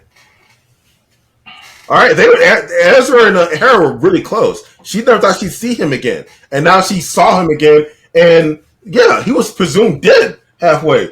Okay, and also there is a precedent for the living force connecting, space and time. So if you watch Rebels, all right, they actually pulled Ahsoka out of her duel, her suicide duel with Vader. They pulled her through time and space, through the force, through the living force. It connects all things. All right, I know she was in the world between worlds, and yes, exactly. And that owl was prophesized to be in her destiny. So it's her whole story is full circle now. I don't know if this is the end, but now she's where she needs to be. And I love that Sabine was able to dig deep and save her friend. That's why she was stagnating. This is where she needed to be. I love that ending. It was great. Also, the fight scenes were amazing. I like the fight scenes. And also, she used the ship to take down the TIE fighters just to fuck up the ship. I mean, it was going down anyways. They hit the thrusters. It was going to crash. The engines were out. Because she said, "Oh, she's like, "Oh, I'm gonna." They were going to crash regardless. They got hit. They were going to crash no matter what. He said that the engines will only last a little bit if you do that. All right, they were going to go anyways. So yeah, they need to get rid of the TIE fighters. The TIE fighters were going to kill them. What did you want her to do? You just mad. She did work. Oh, I'm not the only one mad. A lot of Rebel fans are mad at this. What are you talking about? Oh no!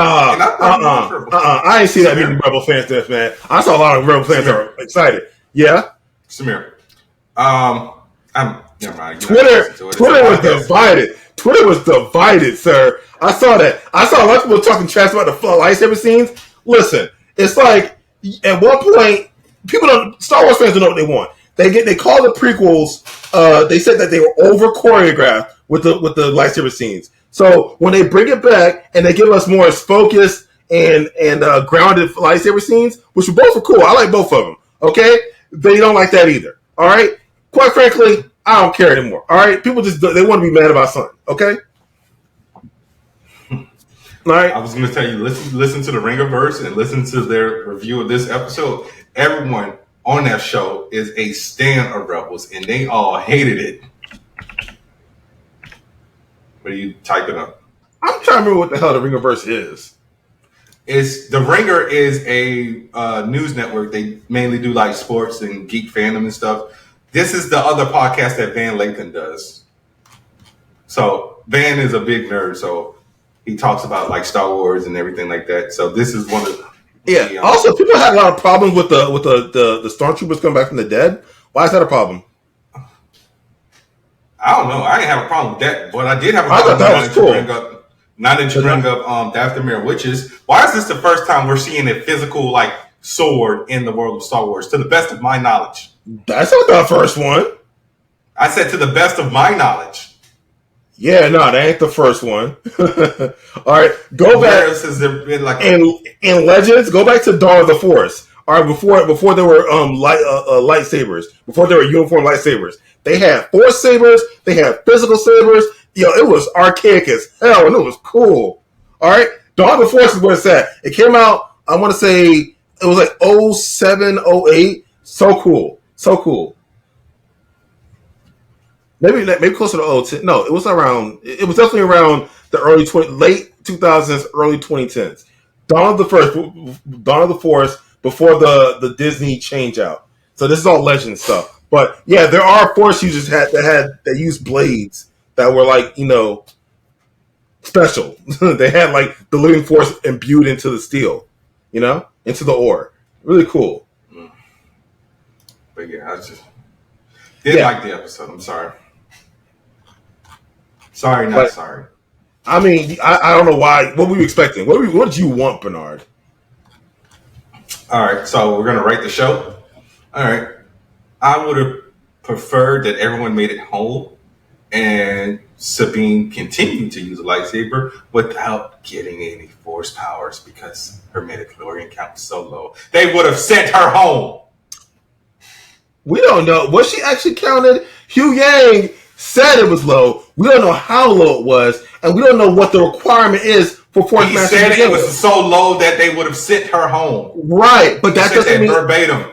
Okay, but you're assuming that the standards for the Jedi Order. We had a whole conversation on this. It was like, what we say, like maybe 50 was the standard, and she was possibly like at a 14. Right, but we don't know what the standards are. Just because you can, but we know it was so low that they would have sent her home. Right, but you don't know what that can accomplish. What if her level of Force mastery is enough to accomplish what she did, and the Order has such high standards because they have a policy and procedure, standard operating procedure for the Order, and it has to be a certain level. This nigga just said the Jedi Order got SOPs. They do. But you don't think they do? No attachments. I know they do. What for the Republic? They definitely have a code. That's what a standard operating procedure is. It's not a code. Okay, they recite it all the time. All right. All I'm saying is you're assuming she was totally inept at the Force. That doesn't mean she can't Force push things. You're putting Force pushing on the pedestal. Take it down, Samir. Okay, fine. Let's take it back to the basics, as we talked about maybe 3 episodes ago. She couldn't even do combat training with the blindfold on Ahsoka's ship. Because her Force awareness was down. She wasn't able to reach out with the living Force. Again, her connection is stronger now than it was a couple episodes ago. All right? It takes traumatic experiences. All right? Sometimes you got to dig deep. Okay? The whole A New Hope, the whole movie Luke was getting shot with the thing. It took him flying down that trench in the Death Star to bend them photon torpedoes, to bend the blasters down that trench, down that tube. All right, and that was a huge thing because how fast were those things going? That was his first attempt at the Force, and Luke was able to get it like that. Now I know he's the chosen one, but damn, that's a huge feat. Yeah. All right. I'm just saying, y'all over here trying to quantify a fictional force in the universe. Like, Samir, that's what we do. That's part of the fandom. Exactly, but there's no scale in terms of what you can accomplish at her level. You know what I'm saying? She can't do that. Why can't she? Yes, she has a low midichlorian count. Yeah, her altitude is low. That doesn't mean she can't force jump and force pull. Maybe it tires her out quicker. Maybe she has less focus. Okay? There's going to be a number of distractions she has with the Force, and y'all assuming that she can't do any of it. She can do some of it. Damn, leave the girl alone.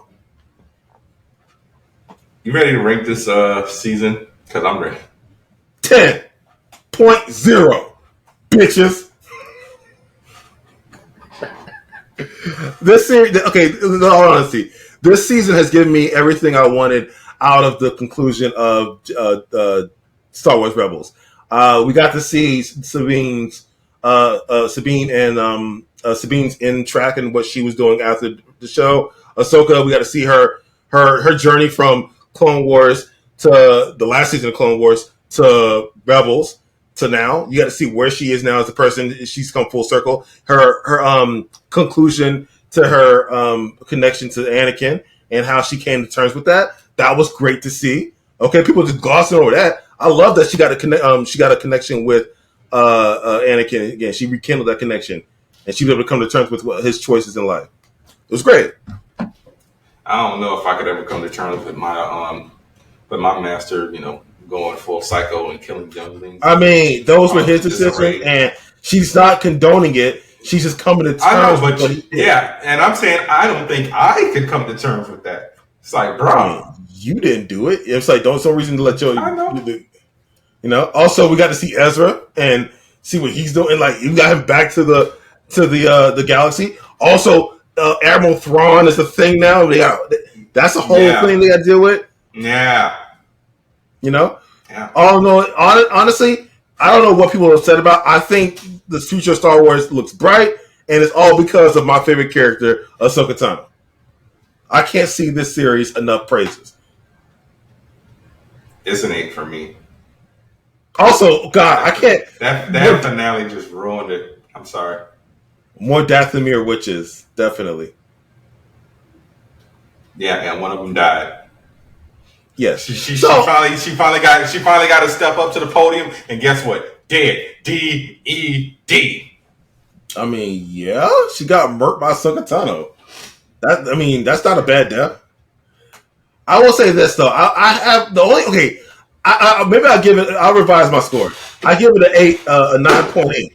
Only because I can't really rationalize why the Dathomir witches are helping the Empire again. The Empire destroyed Dathomir, their culture. Like Sidious was like, "Yo, I don't trust these witches. They're too powerful. Let me take them out." He did that. So are they going to find that out and be like, "Yo, I don't trust Thrawn," or are they going to stay with it? Like, I don't know.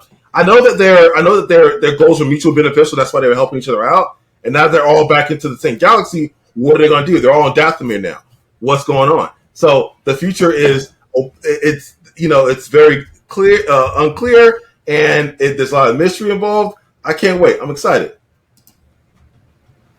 Yeah, I'm cool. All right. So, what you want to talk about now? Well, you said we got to knock out the Doctor Who episode. I mean, I don't have much to say other than that Doctor Who stuff happened. I mean, it's really hard to review these episodes after this long. It's more of the criticism I have with the whole series. I want to see less Earth. Essentially, it's like of all the places to go in the galaxy, you go to 1930s Manhattan as one of them. I'm like, Samir. yeah. Once again, it's England. everything's flat. They don't really have that many peaks and valleys unless like all I'm they move saying the whole is production to like green Scotland, screen New it, Zealand. green screen it. Just show me anything, okay? God dang it! I'd rather have episodes fully on this TARDIS than to muck around on Earth again. That's No, you don't. You don't want that. You don't want series. You don't want series. You don't want season 1 of Doctor Who. You don't want First Doctor. The majority of the First Doctor seasons took place only on that damn TARDIS. All right, they can obviously make it more interesting. Just They can obviously make it more interesting. Is what I'm saying. And you act like this is who was it? 5th or 6th Doctor. His whole season took place on Earth. No TARDIS, just Earth. All right. So yeah, you got to see young Andrew Garfield before the Social Network. He was so cute, doing a Tennessee accent. Yeah, right. So good. Like, yo, just drop the accent. It was. I tell you, British actors, man, that's why you got to hire them. So many accents. Yeah. We only actually have one American in this episode, and that was the guy who ended up fusing with the Dalek. The episode, what's his name? Mr. Whatchamacallit? The foreman. Yeah. So another issue I have with this is just so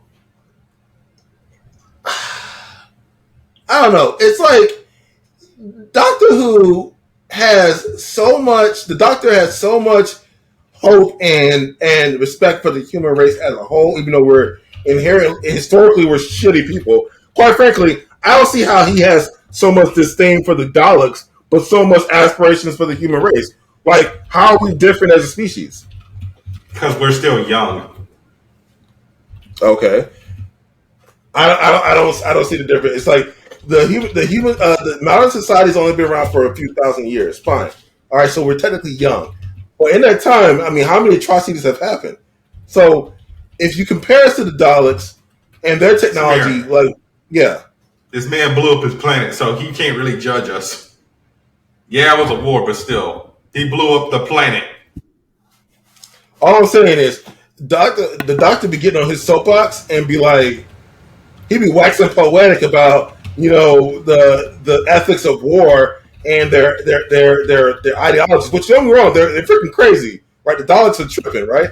But I'm like, I don't know. It just seems like someone who has such an incomprehensible intellect and who has seen as many things. It just seems so pedestrian, for him to be stuck in situations like that. I don't know. I kind of just want more variant. Please get me off of Earth. That's what I want. But no, the next couple episodes are in Earth. It's like, I don't know. I'm just getting a little annoyed. I want to see more space. I want to see more aliens. I mean, like I said, we're stopping at the Does Matt Smith have more space stuff? Yes, he does. But that's why I was just saying we're stopping at the end of not Matt Smith. We're stopping at the end of David Tennant. So when Matt Smith rolls around in 2008, 2009, when he rolls in, do they up the value, the production value? Or is it like a lot of space stuff and is that where the show really takes off? Yeah, because that's when BBC America was formed. So they had to up the bounty, the budget for American broadcast. Because like I said, really? Okay. So here's the thing with Doctor Who. Sci-Fi had the rights to show Doctor Who. And I did a lot of deep diving after, that guy who was a scumbag who died, let me borrow his box sets. They never aired these episodes in order. So 1 minute you can go home and watch an episode with Rose, and then the next you watch an episode with Donna. Why would they do that? And then the next, just for the syndication. That's like they do that with stuff nowadays, bro. They don't show Star Trek: The Next Generation in episodic order. They don't. Why? I don't know. A lot of people do that. Like I remember one year, I think it was the year I'm slight segue, guys. Sorry, it was the year I had a job as a courier, so I would mainly work nights. I remember watching Smallville on TNT, and they would show an episode of like season 3, season 5, season 1, season 7, more or less in that order. So that would bother me so much. When you're on TBS and you're watching reruns of The Big Bang Theory, they're not in order? Sometimes they aren't. I think Nickelodeon still shows Friends in order, but then again, I'm not sure. But yeah, because once you got the syndication rights, you can just show them however you want. And even in The Big Bang Theory, it's a sitcom. There's no episodes. There's no ramifications from like the last episode, unless it's like an arc where like Bernadette is pregnant or something like that. Like sitcoms, you can more or less get away with that. Like there's no story to Seinfeld. It's a show about nothing. You can watch that in out of order for the most part. Yeah, for the most part, it's the same thing with every other sitcom like Friends. It's like you can watch any episode in any order up until Ross and Rachel go on a break. For the most part, yes. There are some two-parters and like some season finales. Yeah, they usually air those back to back. But other than that, no. But so yeah, back to Doctor Who. So what do you think of the pig guys? They're pig guys. Slaves. I mean, like the costume, man. They looked okay. They look good. Yeah, they look good. Yeah, it's poor Laszlo, man. Yeah, he stuck to the pig. Did you get the low key inspiration of this episode with slightly Phantom of the Opera? No, not at all. After he got turned into a pig, he was still leaving her roses. Oh, yeah. Okay. I guess I see it now. Yeah. I don't know, man. For a guy who doesn't like camp, you sure love Doctor Who. Once again, I said I take camp in certain aspects of it. So if it's like a kooky sci-fi thing, I can do it. But like, if it's like, what the hell were you trying to get me to watch that was camp? Then I was like, nah. Because we had this conversation like 2 weeks ago, and I literally said the same thing. What did I want you to watch? It was. I can't remember what it was. It was no, it was probably something really widely accepted and highly reviewed. Like Doctor Who, but you like, I don't fuck Earth. All right. So yeah, Mr. Diagoras became a human Dalek, and the cult of Skaro said, nah, man, you dead. So they killed him. Yeah, they killed him because he wasn't living up to his He wasn't a pure Dalek anymore. Daleks are basically the Nazis of space, if you didn't get it by now, guys. So, bro, I was so mad when they killed Solomon. I'm like, damn, y'all killed one brother who basically kept, the poor and disenfranchised together and unified. Like when he gave that speech about the bread and everything, it was on some Optimus Prime level for me. Look, we all in this together, okay? Don't take the whole loaf. Take half. I feel like there wasn't enough racism. It was New York. New York was always pretty progressive. Unless you came across some Italians. Then you're going to get a bunch of niggas and bouillons and eggplants. I mean, I'm pretty sure New York was segregated in the 1930s. And I'm pretty sure it was pretty racist. I mean, all right. I mean, the NYPD is still racist. What are you talking about? And a lot of those cops are Italian. Or have Italian heritage. But, so yeah, I mean, the whole Dalek, bringing back dead people as human Daleks, that just seemed a little bit kooky to me. And then the doctor got electrocuted on the Dalkanium. I like how we just make up these metals and stuff like Dunium is a metal in the Star Wars universe. It's like, who thought of that name? But yeah, so then they got a little bit of Time Lord DNA spliced with them, and it just became a whole like a 90s gangster movie shootout. Yeah, that part was kind of cool. Yeah, I mean, it's cool that, the doctor actually got to save Laszlo because he was dying from, basically being a human pig hybrid. But there's no way to reverse that. I mean, yeah. So now he got to be the pig man for the rest of his life. You think Tallulah is still fucked after that, and they got little human pig hybrid babies, like maybe, like Gridlock with like the cat man and his girl, and their cat babies. Yeah, I mean, yeah, I guess. All right. So, all right, let's go ahead and get into the Lazarus experiment. So, your girl. Well, good news is, we get to see more of her. That was good. Google, you're like, yeah, man. Google Mabethra raw. I'm here for it. I mean, yeah, basically. Come on, man. Mark Gatiss was in this episode as Professor Lazarus. He actually wrote the Doctor Dances in the Unquiet Dead. Look. So that's great. Are You My Mummy? That's great, but is it Goo though? Look, she was about to fuck him, okay? And she was about to die. Is it Goo though? Look, I'm letting you know right now. As a tier of mothers goes in the Doctor Who franchise, from like to hate, I'm starting to reorganize my tier because of Martha's mom. It's like, I don't like him. He's too old for her. Then just comes out of nowhere and just slaps him.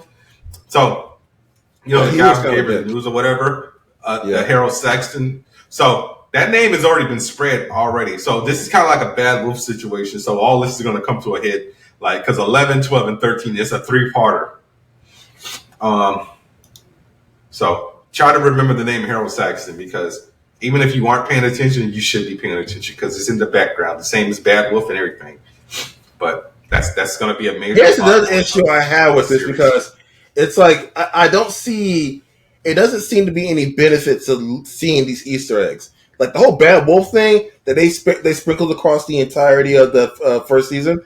It didn't amount to anything other than that. Oh, that reveal. Yeah, I got nothing from that, and I don't think you can get anything from that reveal. Like, what's the point? Well, with that, unfortunately, it did come to more or less a close at the 50th anniversary. So they kind of tied all that off. But, I mean, it was Rose. It was Rose all along. She was leaving a message for herself to become a god. Yeah, like I said, I get it. It's just, I don't know. Yeah. I'm not sure if this show is hitting the emotional points it needs to with me. So I'm going to keep, like I said, I'm going to keep watching till the season's over. But it's like, maybe it's just, it didn't, I don't know. Maybe the time it came out isn't hitting right. I might need to watch the later Doctor Who and see if it resonates better with me. You like, man, I'm sick and tired of seeing these flip phones. That's not the problem I'm having. It's just, I think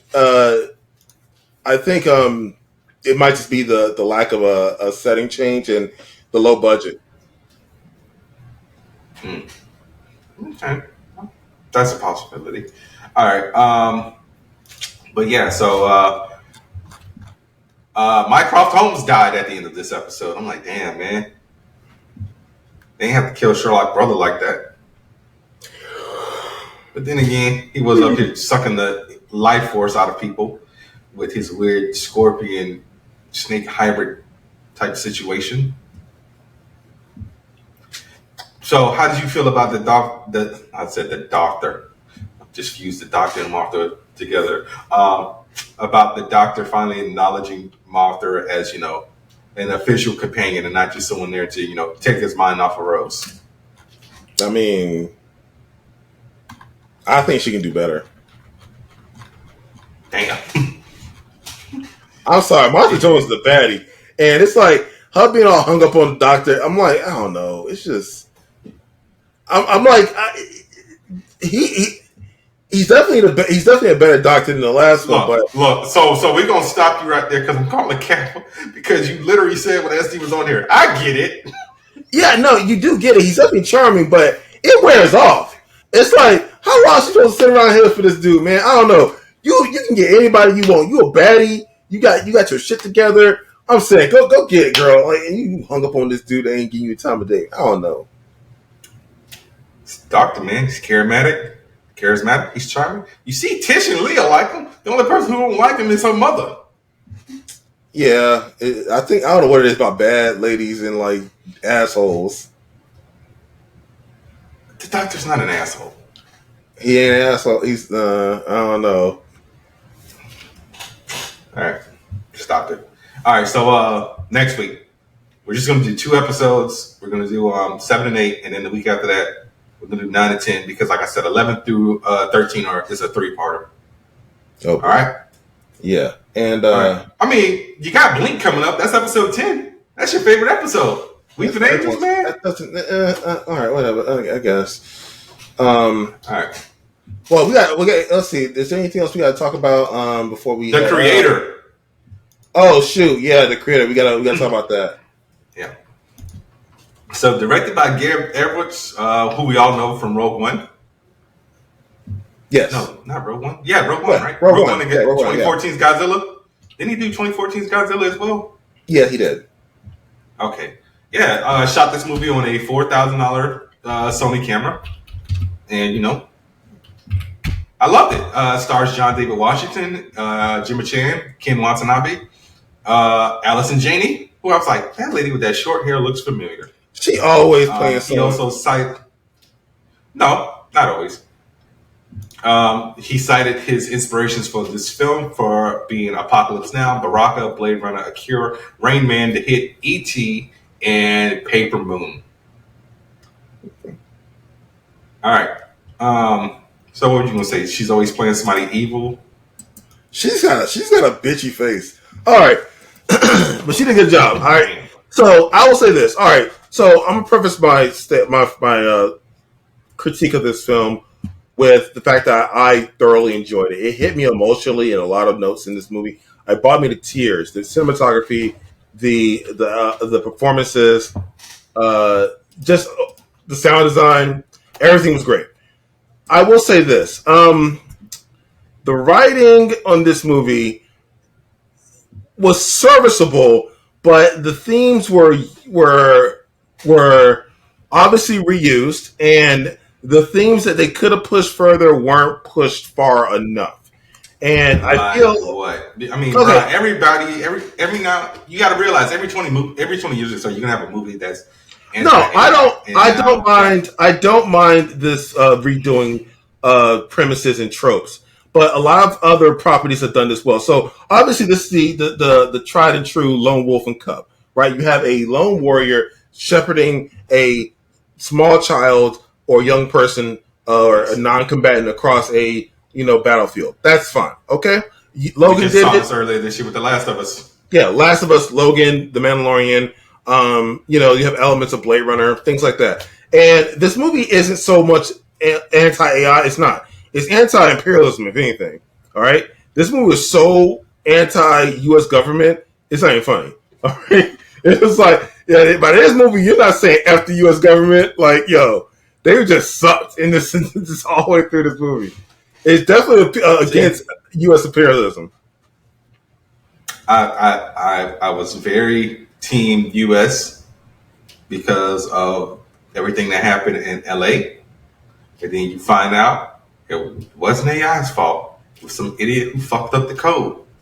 Yeah, and they don't want to admit it. So that is very much the U.S. government MO in real life too. They don't never want to admit they wrong. I ain't saying that on this podcast. Hello, Agent FBI 48213. Bernard ain't saying nothing. I mean, it's easy. It's easy to all through history. Let's say in the 1990s, or early 1990s, how the U.S. government shot down that passenger plane. It was a jumbo jet too.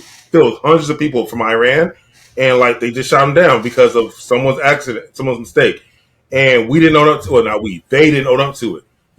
It's like they messed with the media. They made sure that it's plane crash. We don't know how. Ooh, no, the U.S. government shot it down. You're starting to sound like a sovereign citizen right now.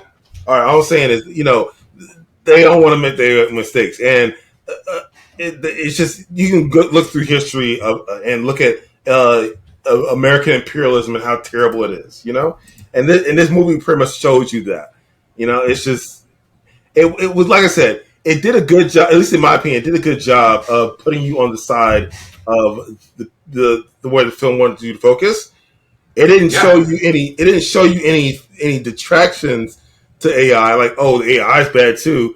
It didn't really say that. No, it kind of just made it just showed you all the good things, the robots playing with the kids, reading the kids stories, right? And they should have living among the people, right? They could have made this movie a lot more intriguing if both sides were lost in the conflict and both were doing some effed up things, Instead, it's like, no, humans bad, humans are war hungry, robots good, which is a fine premise. But it's been done before, and this one didn't do it that well. It did it serviceably.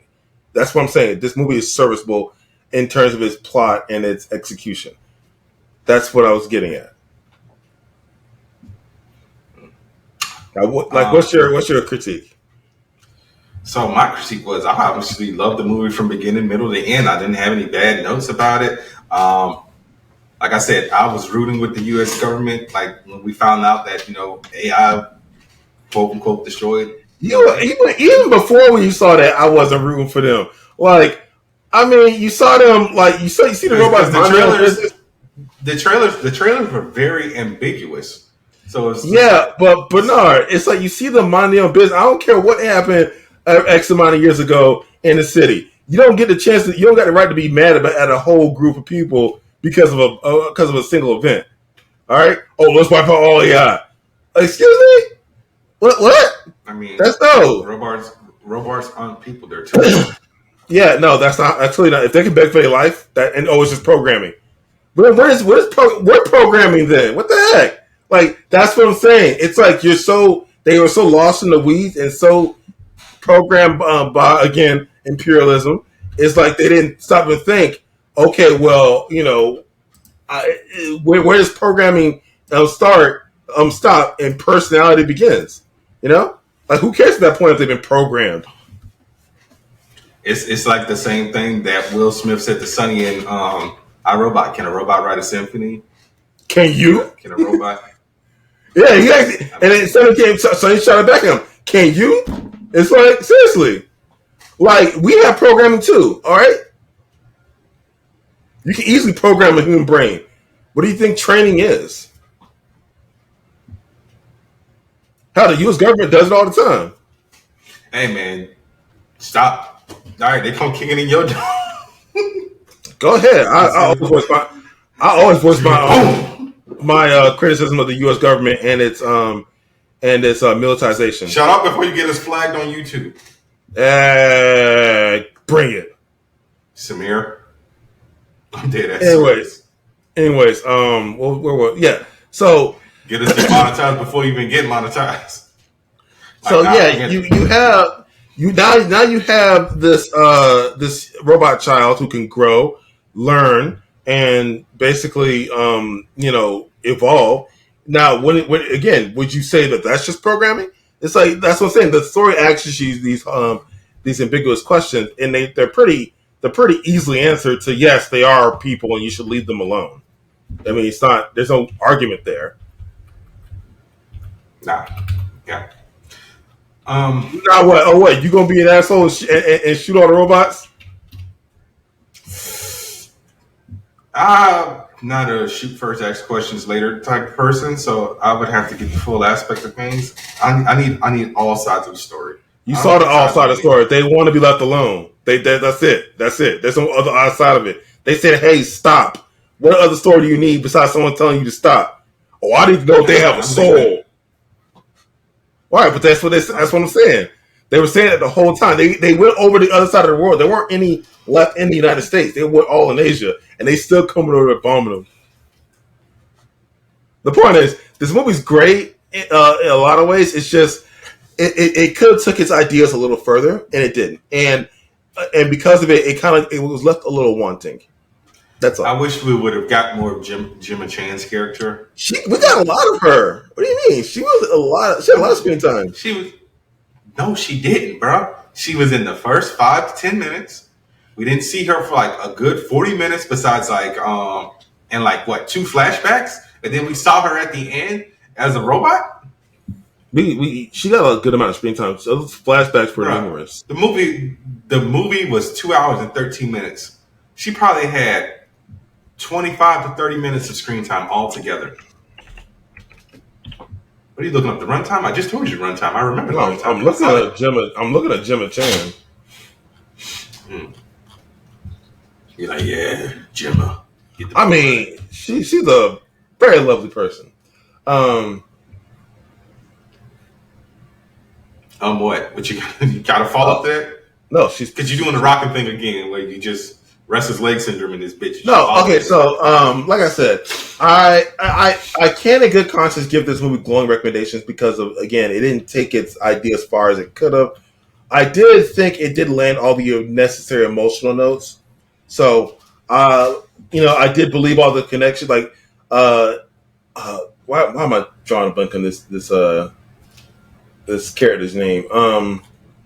Taylor, Joshua. Yeah, so Joshua's connection to Alfie. Bro, that ending made me mad. I really thought he was gonna live, but now he ended up in an Armageddon situation where your protagonist dies. I literally thought,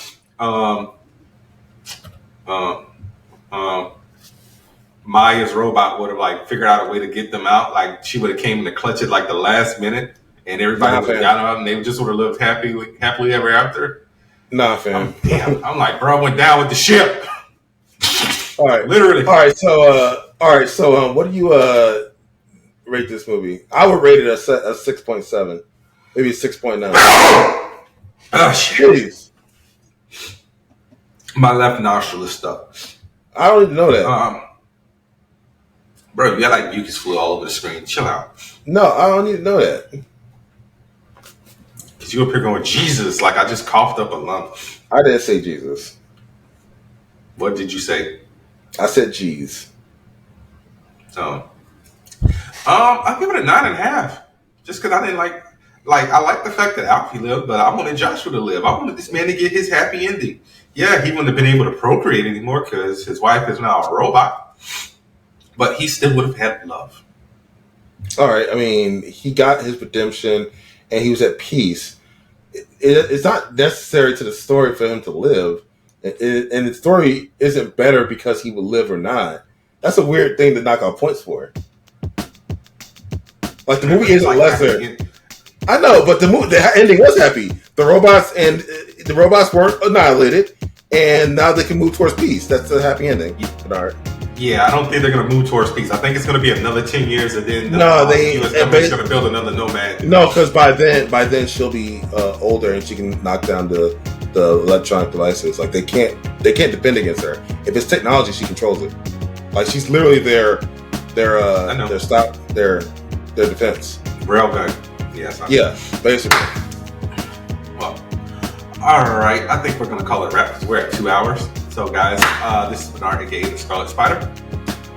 This is Samir the King. Oh, hey, but we're gonna do more. I think we should try to review. I want to talk about Castlevania Nocturne. It's doing so well. It's got renewed for a second season already. I want to talk about the show. I'm already done. I'm almost done with it. You can talk about it, but I don't want to watch it. Wow, see what I'm talking about? She's just a vampire hater. No, I just don't feel like downloading it. I can't even find anywhere to stream fucking Dino Cosmic Fury. And I want to talk about that because, like I said last week, this is the final season of Power Rangers. I found it to download, but it was in fucking Spanish.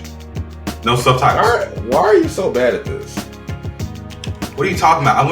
Samir, there's literally only one torrent link everywhere. It is just one site. It's just one torrent link for Power Rangers, Cosmic Fury, and Espanol.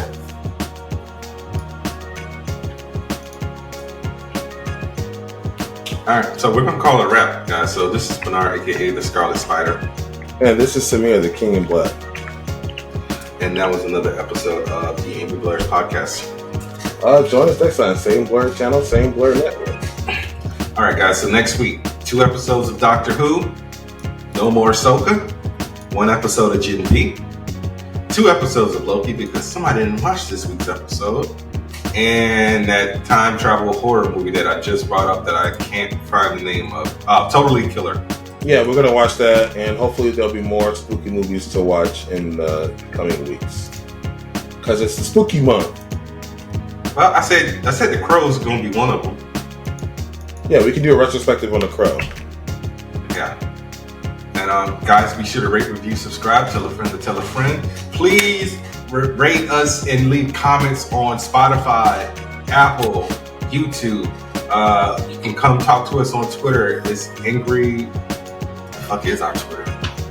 Let me look real quick. I can't remember that shit off the top of my head. But I think it's Angry_Blerds. Survey says yes, Angry_Blerds.